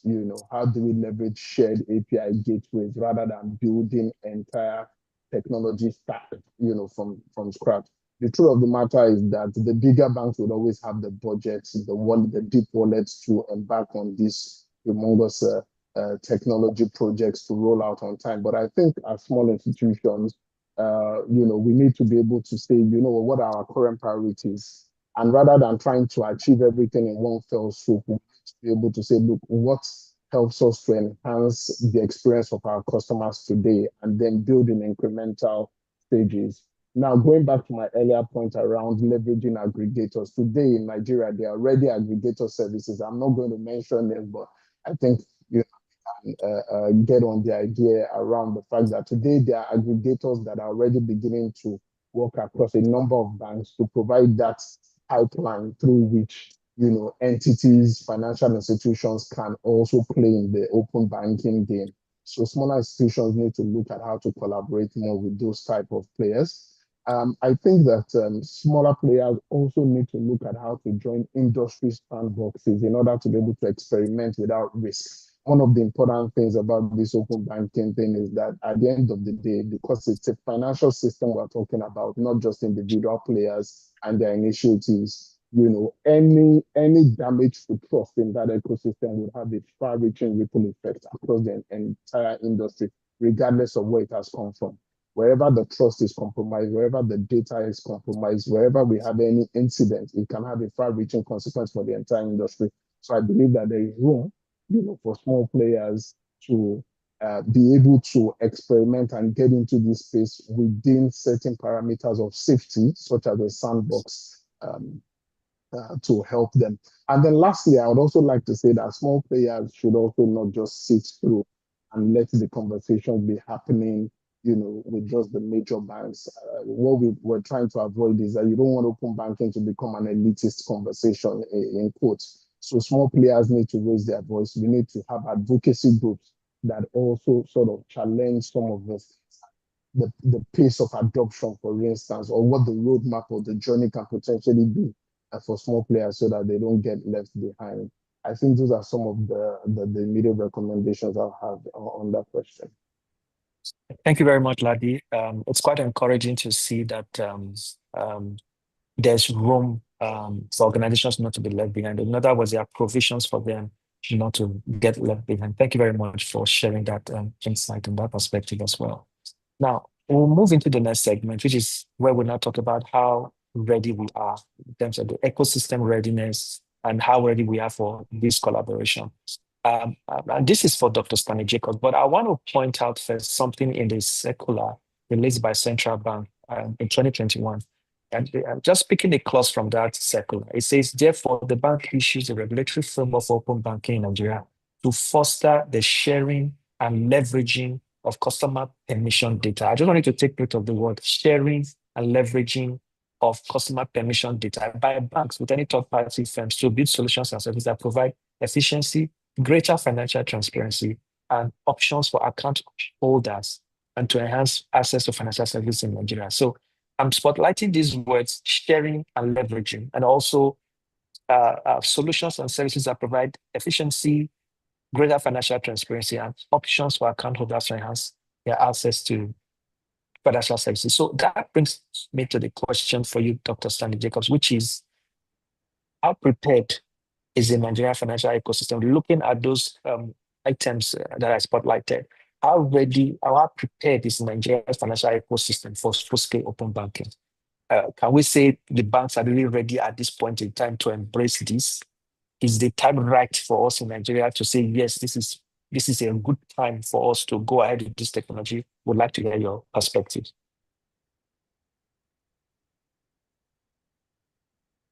I think your microphone is muted, Dr. Okay, I hope you can hear me yes. now. Yes, we can hear you.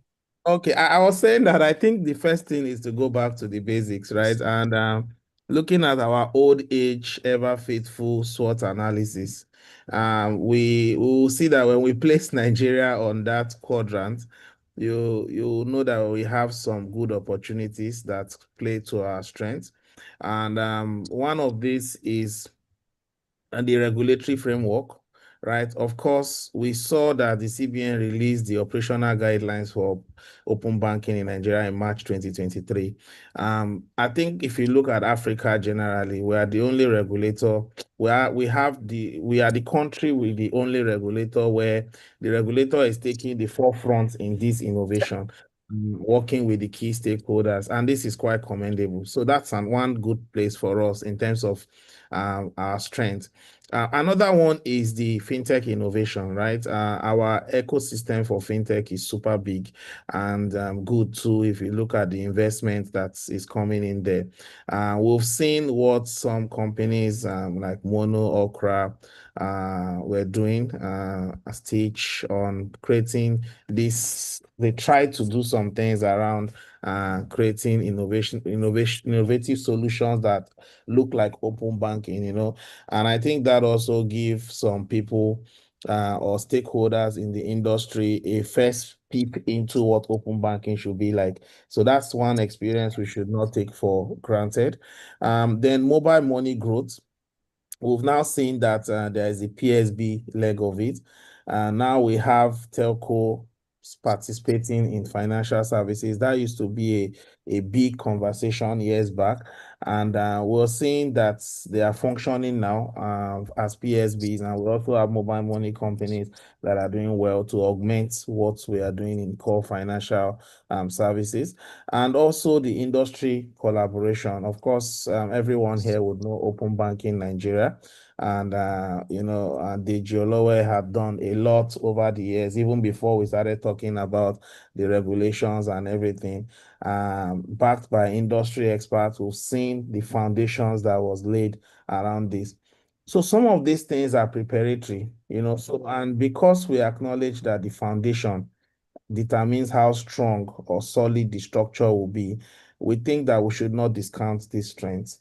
In terms of the gaps that we have for readiness, I talked about technical infrastructure and the need for us to actually get more in terms of broadband connectivity. Access will always be an issue if broadband does not penetrate into the hinterlands and the rural areas. There is also that part where we need to standardize API development and testing environment. So today, most people have their APIs, but is it standardized?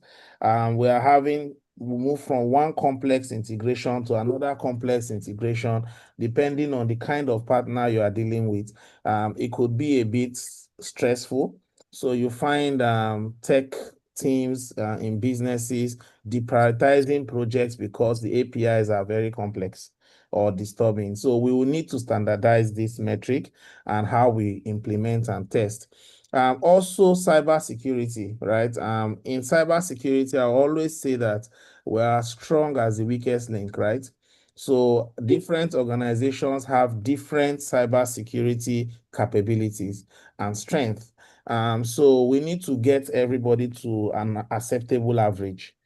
So that you can play in that ecosystem. So there's a need for enhanced security measures before we start talking of data sharing. That's your keyword again, you know, because if we have to start sharing data and sharing everything, it means that we are now opening up the ecosystem. Everybody has to be at a minimum average in terms of security. So how do we define this and get everyone to get there before you can be part of the sharing? It is very important. Of course, I talked about training. We still need to train. It's very dangerous to assume that our employees in the banks, the fintechs, and other financial institutions understand what open banking is. You know, most times you're tempted to think you know what open banking is because the word open banking, it looks like the bank is open. But we need to train. Right, we need to train people to know what it means. What are the mechanics? What are the those things that they need to know in terms of the dynamics and the interfaces with other players? So that training, we need to have a comprehensive plan, both at an industry level and at respective organizational level. And as we are training, we also need to put investment into consumer awareness. The consumers need to know we are not going to sell open banking to them as a product. So I'm not seeing a time where we advertise open banking, but they need to know that some key things around how are you going to share consent? Why is one person asking you that your data will be shared for something? Customers should know that so that we don't run. Today, we're already having some challenges where people come to say, look, this loan company is dragging me that I never did anything with them. Someone has taken your data to collect the loan. So if customers are aware, they will always think through and through before they share data with any party. Just good understanding, not necessarily to block it. Then I'm looking at the key success factors for us to fully be ready for this. Finally, is that in as much as we've seen the operational guideline, we have a date for announcement. For us to get this very right, the CBN Open Banking Registry must effectively provide regulatory oversight for this API standardization, sandbox testing, for robust testing, and all those things. There are a few things that have been done before. We need to piece them together now so that they can work well for open banking. We've had regulatory sandbox as one deliverable before. We're having the open banking registry, and all these things need to come together as interconnected success metrics for open banking to work in Nigeria. Then lastly, the industry standards, right? We need to also now enlighten people on industry standards. There are some global standards like ITIL and the rest of them, the PCI, SSF, and a few others that you need to know, because open banking is not particular to Nigeria. So if you're doing open banking, you need to adhere to local and global standards. So there's a lot of learning in this process, and that readiness is not just technology, but it is the people and the handlers. Thank you. Thank you, Dr. Jacobs. I think your comment is quite profound, especially citing that open banking does not mean, or people should not see it like the bank is open.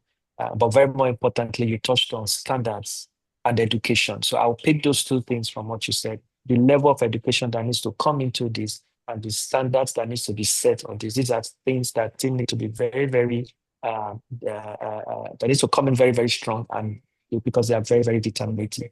So thank you very much for that. And quickly to Olga, when Dimitri was taking the keynote, he touched on collaboration models between banks and fintechs and third-party providers. What I'd just like to get from you in, say, 2-3 minutes is what collaboration models between banks and fintechs for open banking are most promising? And looking at our terrain in Nigeria, which of them could you recommend? Yeah, it depends on the, of course, API consumers and providers strategy, yeah, where these companies see themselves in terms of all capabilities mentioned by Dr. Stanley Jacob, like people, processes, and technology. So you have to consider where are you really have strengths, enough strengths to start. But if we consider parties that are exposing APIs, providers, there are collaboration models that include that are more close to controlling the value chain, and models that are closer to sharing the value chain. So if you are in the first group, then it's more about compliant banking. So that means giving external parties compliant access to your customer data and your services. Yeah. If you're really sharing the value chain, then you can consider banking as a service model. Yeah. So then that means enabling external parties to access your banking services, augmenting their own offers. Yeah.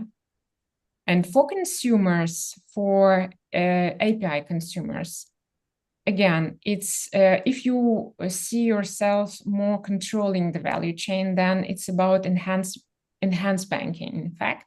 So that means leveraging external API to optimize or enhance services. And if your business model is closer to sharing the value chain as an API consumer, then could be banking as a platform. So you brokering external services by exposing offerings to your customers. And in these collaborations, a lot depends on the capabilities. Yeah, if you can seamlessly embed, for example, financial products at the point of the need, then you should be you should see yourself in the group, an entire of the business that will bring the values to the end user. And there are also different roles in, let's say, embedded finance value chain, as open banking is the first enabler. APIs are the tool that enables embedded finance, and a lot in many regions, in many countries. So from balance sheet provider, then you can shift to technology provider, and then you can finally shift to the distributor or to the service provider. And it's a complex of collaborations. Consider your strengths, consider your capabilities, your objectives, and for any business, it's possible to be present at any of the, let's say, models. Thank you very much, Olga. Thank you. Very remarkable comment there. And thank you. Please, let's show some. Okay, go ahead, please. Maybe to add, there are worldwide examples. Then only banking as a service providers. There are a lot of examples of not only BaaS, but banking as a platform providers. And distributors very well known, like Revolut, that and the neobanks that we can see, payment service providers that really in close touch point and cooperation with the end user. Got it. Thank you. Thank you very much. Thank you. Let's give it up for Olga. Thank you for that remarkable highlights there. Okay, so we'll move to Ladi, and there's a question I would like Ladi to just quickly take on, maybe in 2 minutes, just point on it. Now, in this space we're talking about, you have the commercial banks, you have the microfinance banks, you have the fintech companies, and they operate, in various ways, although they have this handshake. And so I would like you to zero in on microfinance banks and just quickly, how can microfinance banks effectively participate? A lot of times microfinance banks are seen as banks that look at those who are not so financially included, those who are at the bottom rung of the financial ecosystem. How can microfinance banks effectively participate and benefit from this? Also looking at the fact that sometimes they deal with a lot of customers who are not yet formally included in the formal financial system. And, they are there to make that happen for them. Over to you, Ladi. All right, thank you for Paul. Thank you for that question, Paul. I think I mean, traditionally, I would say the view that you expressed around microfinance banks may have been true, but over the last few years, I would say that has also uh, started changing. And the reason why I say that is that, you know, you would agree with me that today a lot of the fintech innovation that we're seeing, you know, whether it's in terms of payments, lending, investments, you know, have somewhat, you know, started to pivot to some sort of MFB license model in order to be able to collect deposits, in order to be able to build certain financial propositions. So while, you know, the traditional model of the microfinance banks may say that, yeah, you are the lower rung, I think that is changing. So just to get that out. Now, as we said earlier, part of the benefits that open banking offers today is that the ability to design propositions that cater to different market segments becomes enabled more than ever before.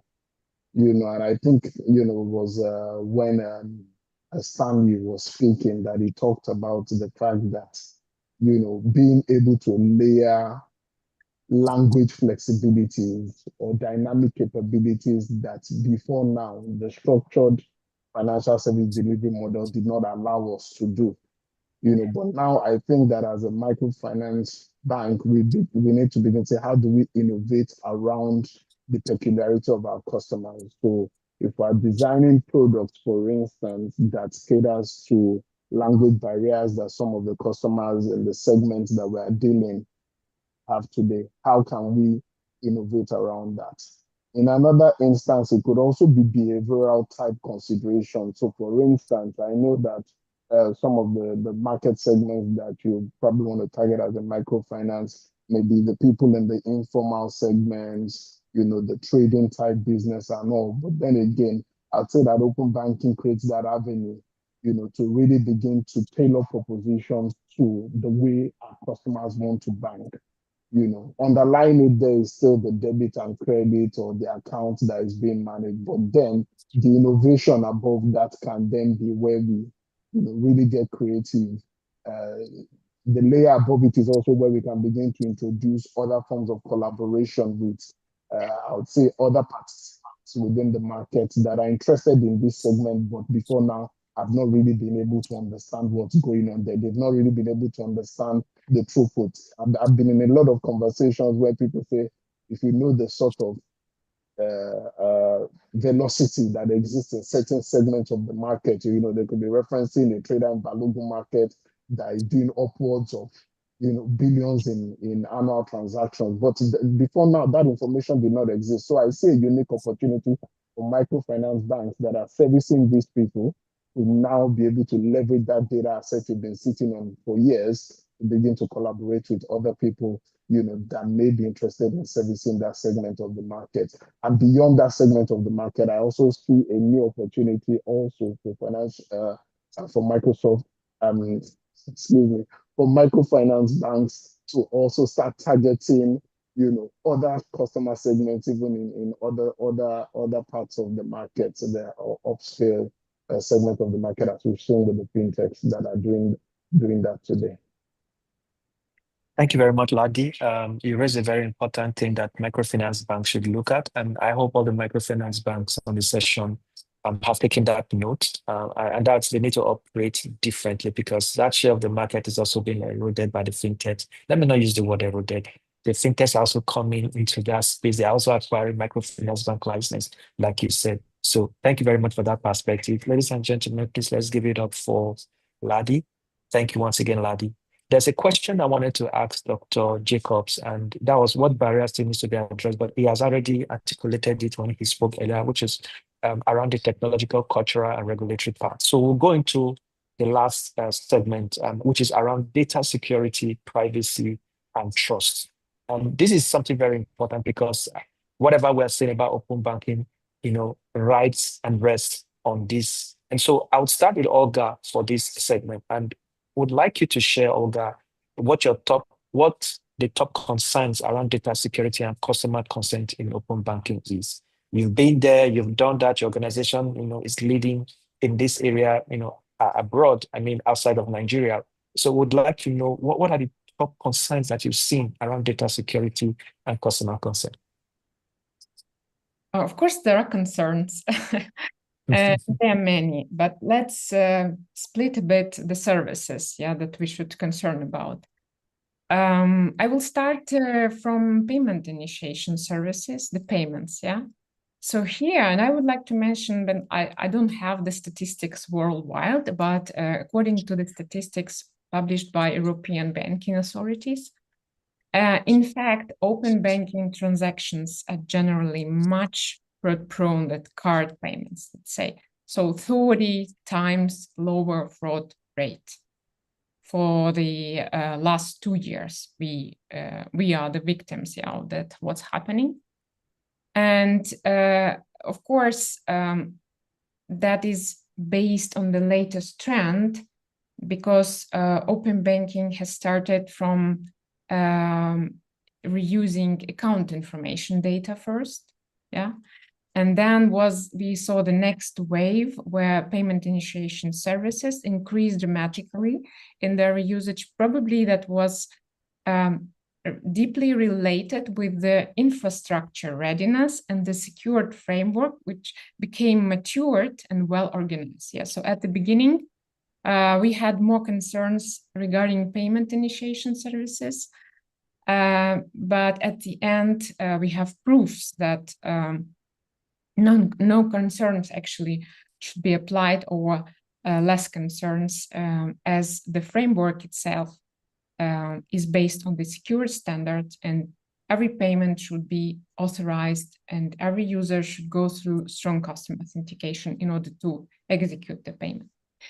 But then if we look at the account information services, then of course, and in general, let's say, there are still concerns that I will tell you from our experience from Europe. But I believe we can say that they're applicable in all regions. Of course, it's all about consent management, because it requires a lot, first of all, to show the user all the permissions given to different parties, to different API consumers, all the details of the permissions, which access rights to which accounts was provided. And the ability, a good consent management systems is not something that we saw from the beginning of the open banking implementations. Consumers should be able to revoke consents at any time and be sure that they can do that via any channel at any time. So that was, but again, there are instruments that help to eliminate any warnings and concerns due to a good consent management dashboards that are now required in the European region, and is a must, an obligation for all API consumers and providers to show all the details to their users. It wasn't the requirement from the beginning, but the lessons learned tell us that it should be done from the beginning.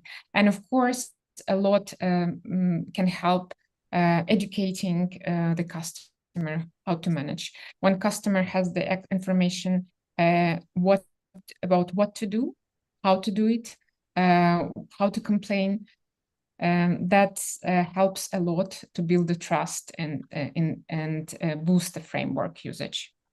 Another group of concerns that I would stress here as well, also data minimization, the concerns regarding data minimization and data reusage by third parties. But again, having a strong consent management can really decrease the risks of improper usage of the data. And also third-party oversight, good approach of know your partner, good approach for licensing authorization of API providers and consumers can help to decrease the number of unwanted players in the market. I think this approach is very close also to American market, and as they started as market-driven initiative, but they ended up as that they really need the framework, the legislation behind that can organize the ecosystem and share responsibility for the ecosystem. Thank you very much, Olga. Very profound, very important point that I've picked from what you mentioned, and which I believe our audience have also picked, is the fact that the customer must have the power here. They must have the power here, at the end of the day. Thank you very much for that. Please, let's give it for Olga as we move on to Dr. Stanley Jacobs. For Dr. Stanley Jacobs, we would like to know something from you, and this is about trust. When we had our financial inclusion seminar in December, which is part of the series Action always does on a yearly basis, one of the outcomes or one of the feedback we got from customers was that there's an issue of trust. There's an issue of trust in the ecosystem. It's not like they are not willing to accept all the innovative products and services, but they are afraid of using them. Because when somebody says, just click this, the next thing, the money has been wiped out of their account. Now we're dealing with that. And we need to build that trust, which is something that's working for progress. And that's why we always have the financial inclusion seminar to educate them. But the issue here is why there's an existing issue of trust. Now we're talking about open banking. How do we build that trust with the users while educating them on the data sharing benefits of open banking, so that it doesn't get to that point where open banking is here and yet people are afraid to use it? Over to you, Dr. Jacobs. You are mute. Is it better now? Yes, we can hear you clearly. Okay, thank you very much, Paul. I think the biggest barrier for us to open banking is not technology. It is trust, right? And it involves building confidence. How do we demonstrate security, transparency, communication, and all whatnot. But I'll share a quick story because I know we're out of time, right? We are coming from a place where we should appreciate where we are.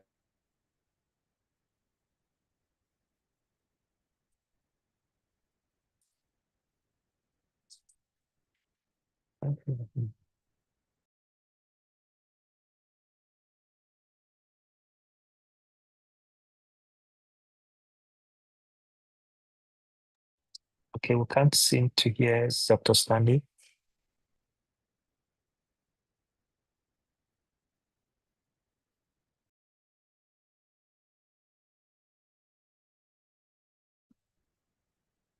Hello? Okay, yes, we can hear you. We lost you for a bit. Yes. My internet But we can hear you now.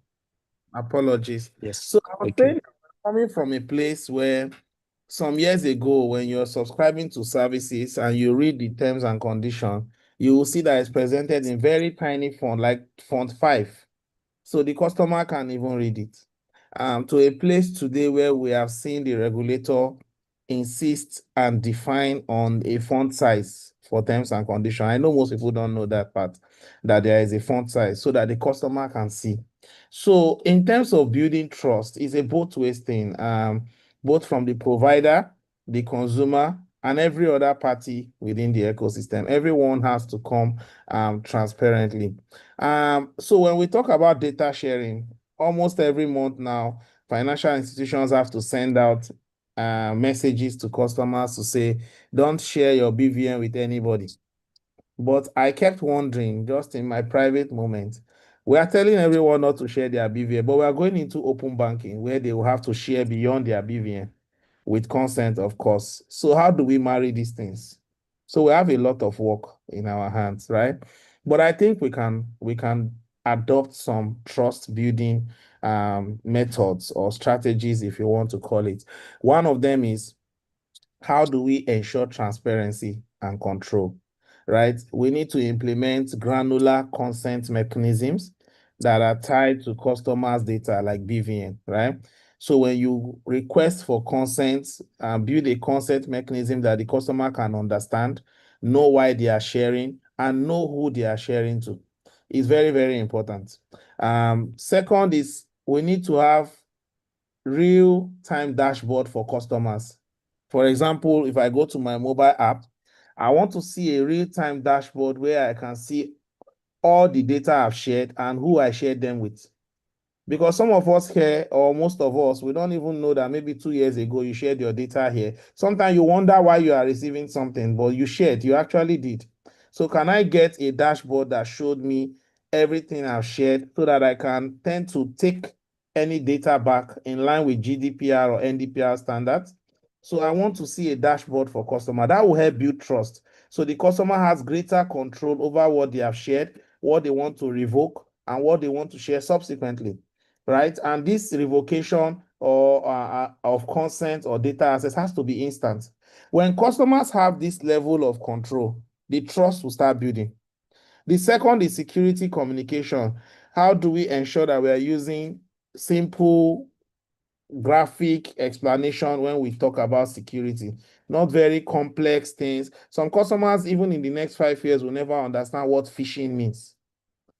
They will never understand. When you say phishing, some people even go as far as saying vishing, bishing, and everything. We are trying to be complex in a world where the customer wants us to be simple.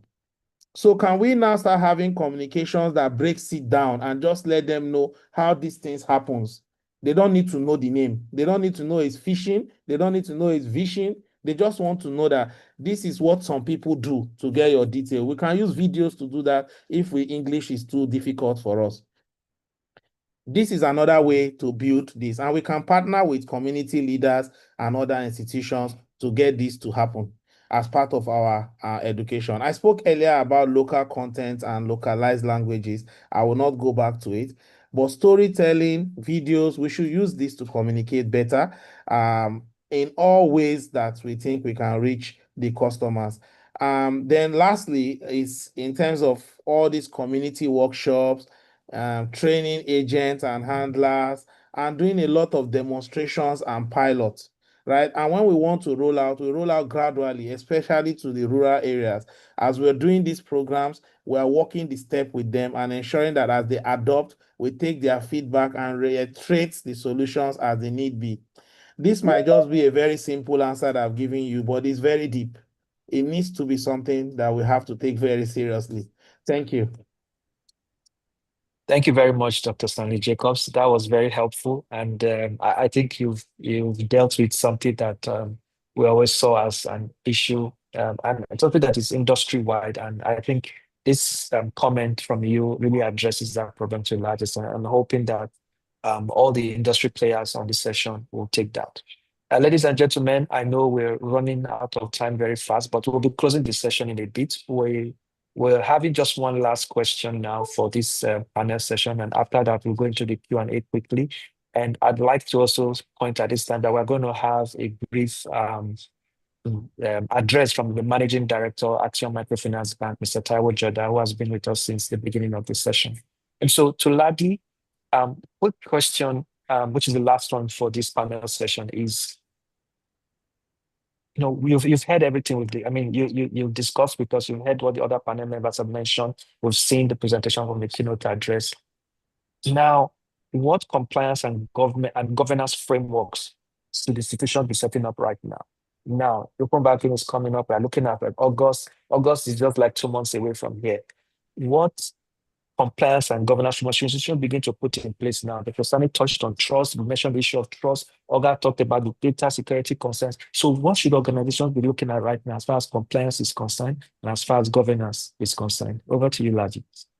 All right, thank you, Paul. I'll just go through it quickly. So I think we've all agreed that definitely open banking is going to drive innovation, right, which is exciting.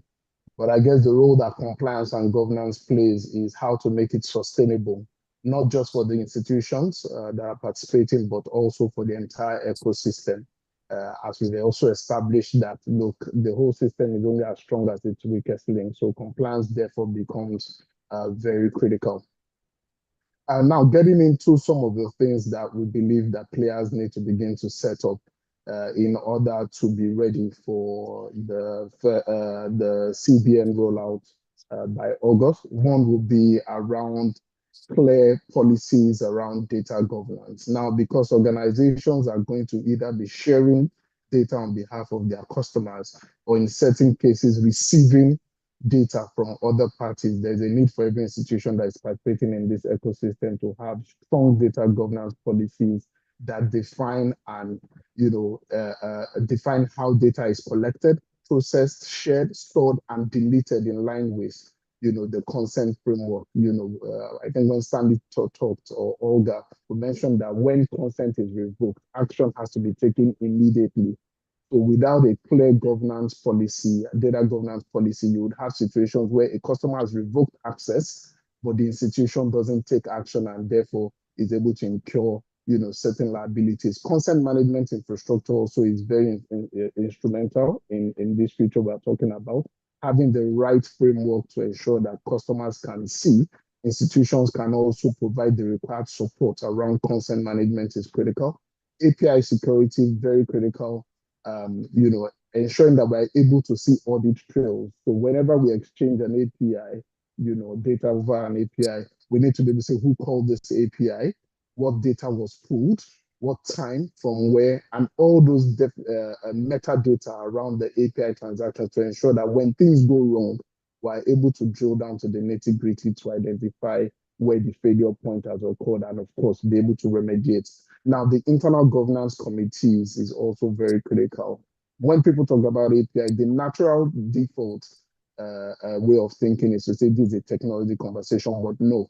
When we're discussing open banking, it's not a technology conversation.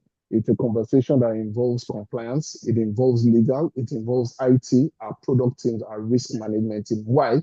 Because open banking decisions were never really just technology conversations. They are conversations that introduce new risks, new considerations across all spheres of the organization. And the last but not the least, I'll say, is around the third-party risk management. And one of the good things that the CBN guideline has provided is requirements around how parties can play in this ecosystem. So defining sort of compliance requirements around third-party providers, compliance requirements around banks that need to play in this space, as well as other things that need to be put in place to continually test and validate our vulnerabilities, our cyber resilience, as well as our incident response mechanisms. I believe that with all this in place as a framework to support open banking, institutions, can begin to at least achieve some level of baseline requirements to ensure that the customer's data is protected and the overall ecosystem is protected. But it will continue to evolve. I think that's the one thing. We can't sit here today and envisage all the possible risks, but having this foundation, I believe, will be very relevant. Thank you very much, Ladi. That was quite exhaustive, and I consider that very helpful for all organizations across the board. I mean, you've just analyzed what we need to do, what organizations can start doing immediately, and I hope that all the organizations, representative of organizations on the session, you've picked from Ladi, and I can see that with the thumbs up and that you're giving in terms of this. Thank you very much, Ladi, for that very helpful and insightful response. We can see a lot of thumb ups. I think everybody wants to do what you've mentioned. Thank you very much for that. And a lot of love. Thank you all for showing Ladi's love. And to all our panelists, I want to especially say thank you. Everyone, you could hear them. You see how they dismantled this open banking.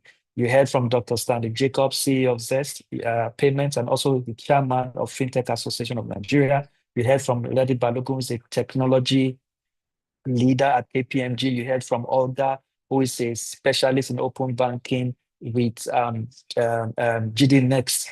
So, and you also heard from Dimitri, our keynote speaker on case study of open banking Europe and lessons from Nigeria. Please, we show some love to our keynote speaker and all our panelists. Please show some love, do the clap emoji, do the thumbs up emoji, do the love emoji. We want to see them, show that you appreciate them, show that you picked some knowledge, some insights from what they've mentioned. Thank you for sharing the love. Thank you for sharing love. Please keep it coming. Please keep it coming. Keep it coming. Keep it coming. Beautiful, beautiful. That's a lot. Thank you. Thank you very much to all our audience. Thank you for being so patient with us. Now, we have a lot of questions that we're going to take. But I mean, we have a lot of questions that have been brought forward, but we won't be able to take all the questions. So because of time, we'll take just about 3, 4, or 5 of them. And for the rest of you who may have questions, please, you can send it to comms@actionmfb.com, and we'll be happy to provide a response to you, a response that is backed with, a support from the panelists. And if you observe, we've gone through a lot of questions that have been dropped on the chat, but we're saying that our panelists have already answered a lot of them. So, and we've also seen people drop, oh, the question I have has already been answered. So thank you very much, our panelists, because you just answered a lot of the questions. So, but we'll just touch on a few before we call our managing director for his vote of thanks. And those few will be the ones that we consider very sensitive. Now, we have this question from Owo Onajero. He has said that since banks and all the parties involved will be, pulling data from each organization through this open banking, are we not going to face a situation where organizations or banks will be waiting for other banks to do KYC? Because KYC comes with onboarding costs for every organization that does KYC. So are we going to face the challenge that some organizations will now wait for any other bank to spend their money to do the KYC and then latch on the data? Is that not going to be a problem? So I would like to call on Dr. Stanley Jacobs to respond to that question. Thank you very much, Paul. I think first things first is to acknowledge that open banking comes with commercialization of APIs. So yes, it's okay to wait for another person to do the KYC, but you have to pay to access it from another person. So it's a decision you need to make. So that's what it comes with.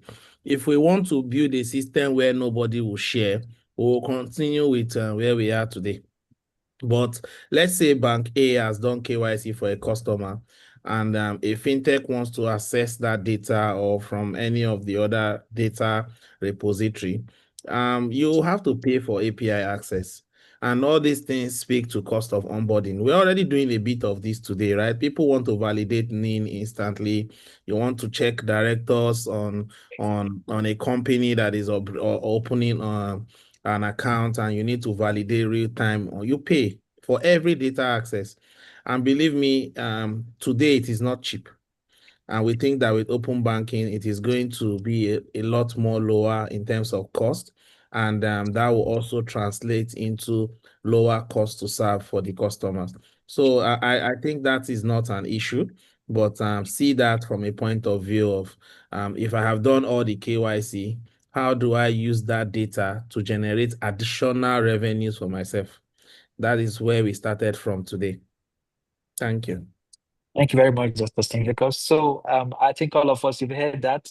So there's no running away. There's no bypassing of any cost to anybody. The APIs for open banking will also come at some cost. So there's no point trying to avoid onboarding, and then you're still going to pay for APIs at the end of the day. But I think more importantly, we all need to work together to make this thing work the way it should work. Thank you very much, Dr. Stanley Jacobs. So go to the next question.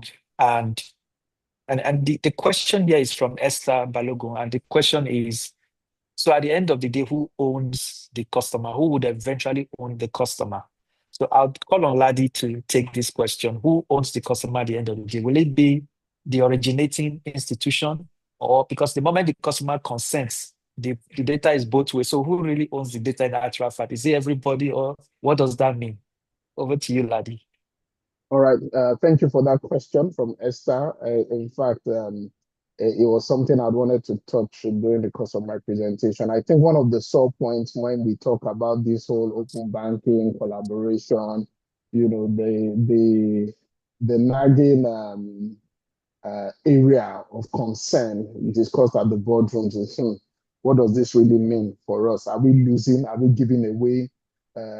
Are we giving away our position? Are we losing our profile as a bank to other fintechs? Are we going to lose our footing? But the truth of the question, the truth of the matter is this, right? If not acting or deciding not to play in the open banking space, could be more detrimental for any financial service institution, right? So it's not about who is gatekeeping or who is shielding or protecting your customer base. The customers will move to where they get value. So institutions to be more concerned about, being part of the process, offering differentiated experiences, and therefore being able to participate in that context. Now, fundamentally, the customer's data sits with the party that has either opened the account or the party to which they are granting the consent to share the data. But then, there's a separation between where the data is versus where the experience is. If the experience is being delivered on another party's platform, then so be it. The customers will definitely gravitate towards where the experience is provided, but that doesn't make the person providing the rail a loser in the game. As Stanley has highlighted, there is a commercialization opportunity for you that owns the customer's data that is also making it available to collaborators, right? So we shouldn't look at it as a win-loss game, as if anybody is losing. And I think for me, just to put it in a nutshell, is that, look, it's not about owning all the touch points or protecting your customer from going out there. It's really been about being part of the journeys that delivers value to the customer. And once you're able to add value from that perspective, then your customer will stay with you for the long term. But you have to join the innovation race. You have to innovate. You have to respond to the needs of your customer. Thank you very much, Ladi. Very, very, very profound response. And so we have some questions from Aslem Wosu, and I believe those questions have been answered. He asked, how can open banking improve financial inclusion? That's been answered. As Dr. Stanley spoke, he asked on what are the biggest barriers to consumer adoption? That has been addressed. What are the most critical cybersecurity risks? That has been addressed. Are traditional banks adapting to compete with agile fintechs? That has been addressed. What are the biggest hurdles for banks on fintech? That has been addressed. What's the biggest hurdles for banks on fintechs implementing open banking effectively?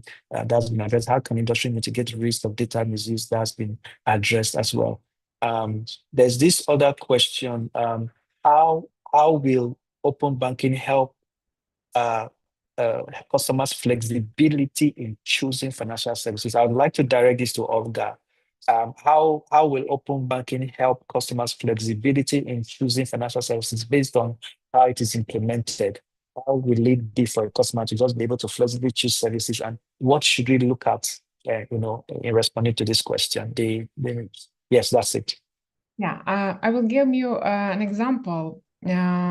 By allowing competitors, new participants, taking part in providing the financial services to end users. Yeah, so we're enhancing the participants.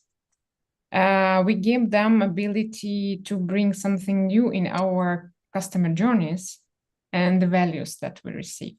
And at the same time, having specific expenses, having specific needs, and using different providers' applications, for me personally, it can allow, for example, to see from different perspective how I spend my money, how I can save my money, which products I can use to save more efficiently. Do I need a loan? In which financial institution I can refinance my loan because the conditions are better? So it's a flexibility to choose that is naturally become a competition for the providers of those services.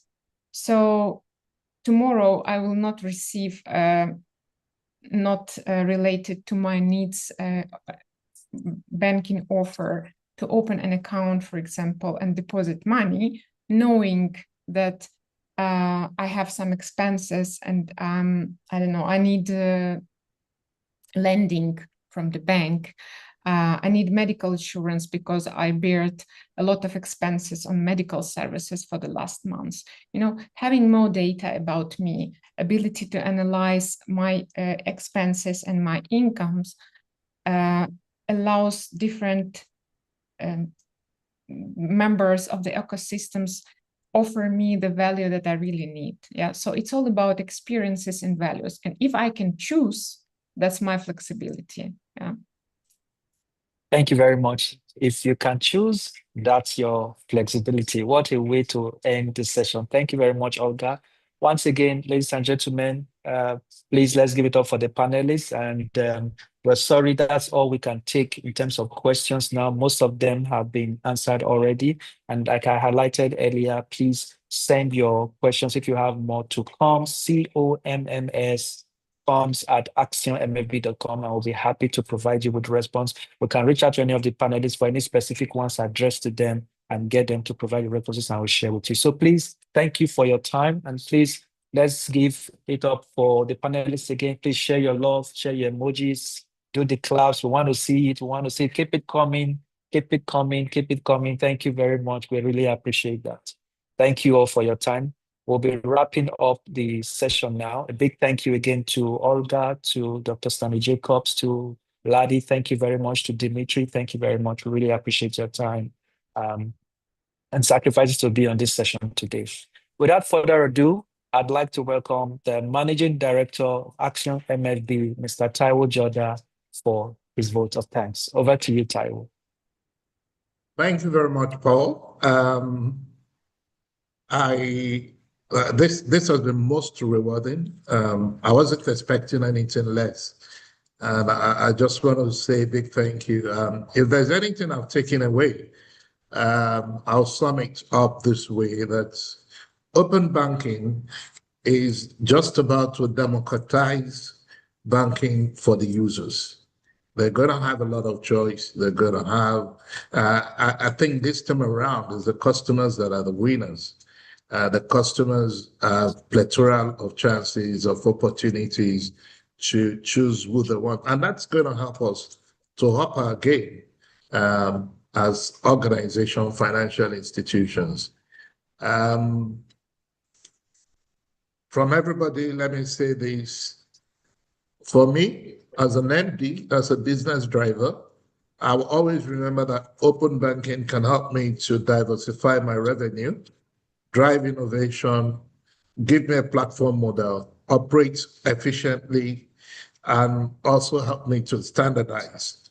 It's going to help me to do a lot of good credit scoring, personalized services, share experiences, and improve customer experience, improve cross-selling, loan portfolio management, risk evaluation, and personalization. If one product can have all of this in one go, then I'm excited to have it and to run with it. Let me thank guest speaker, Dimitri Storozik. Thank you very much for that thought-provoking lecture and for comparing the use cases in Europe with Nigeria. Olga, thank you. You've been very amazing. Thank you very much. And to Dr. Stanley Jacob, my president at FinTech Nigeria, thank you for honoring this and for doing justice always. Thank you to Ladi Asuni, our partners, KPMG. Ladi, you've done excellently well. We just want to say thank you. To Christian Ruma, my chairman, thank you for your support. Thank you for staying all through. And thank you for giving the opening remark. Paul, you've done a yeoman's job. Well done to you, to your team, the admin. I'm very proud of all that you've done. Before we close, I'd like to recognize some few people who have joined, even before we started up till now. The first chairman of the bank, Dr. Patrick Akinwuton, joined and was here all through. Thank you, Dr. Akinwuton, for the support. And I also have the former director of OFIX, Central Bank of Nigeria, Dr. Agnes Martins. Thank you very much, Dr. Martins, for joining. I also have Mrs. Tutu Ogunaike, former director, Central Bank of Nigeria, also joining. Let's give it up to them. We have the president of National Association of Microfinance Bank, Alhaji Abdulkadir Abubakar, also joining. Thank you very much. Dr. Jamila, my friend and sister, thank you. Credit Registry, thank you. Mr. Buke Adigbami, Chairman, National Association of Microfinance Bank, Lagos Chapter.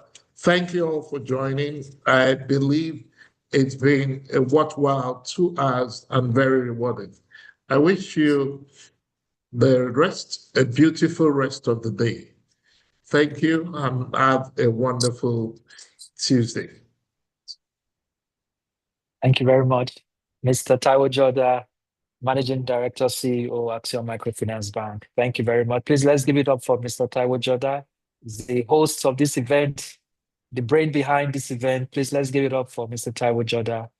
Thank you, ladies and gentlemen. Thank you very much. Thank you once again to our panelists, our keynote speakers, board chairman, and all. We appreciate your time on the call. We appreciate your time on the session. Thank you very much. Let's have a wonderful day. Thank you. Thank you for having us. Thank you.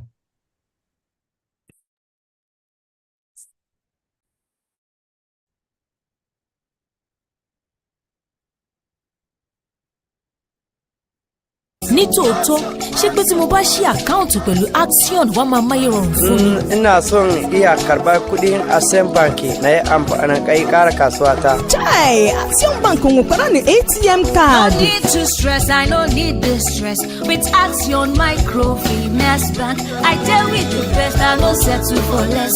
Bank where they make it life better. With shaking the money, you fit open account. Save money now to pay your bills. And you fit to get a loan to grow your business. Well, my future is bright, oh. My future is bright, oh. With Axion Bank, with Axion.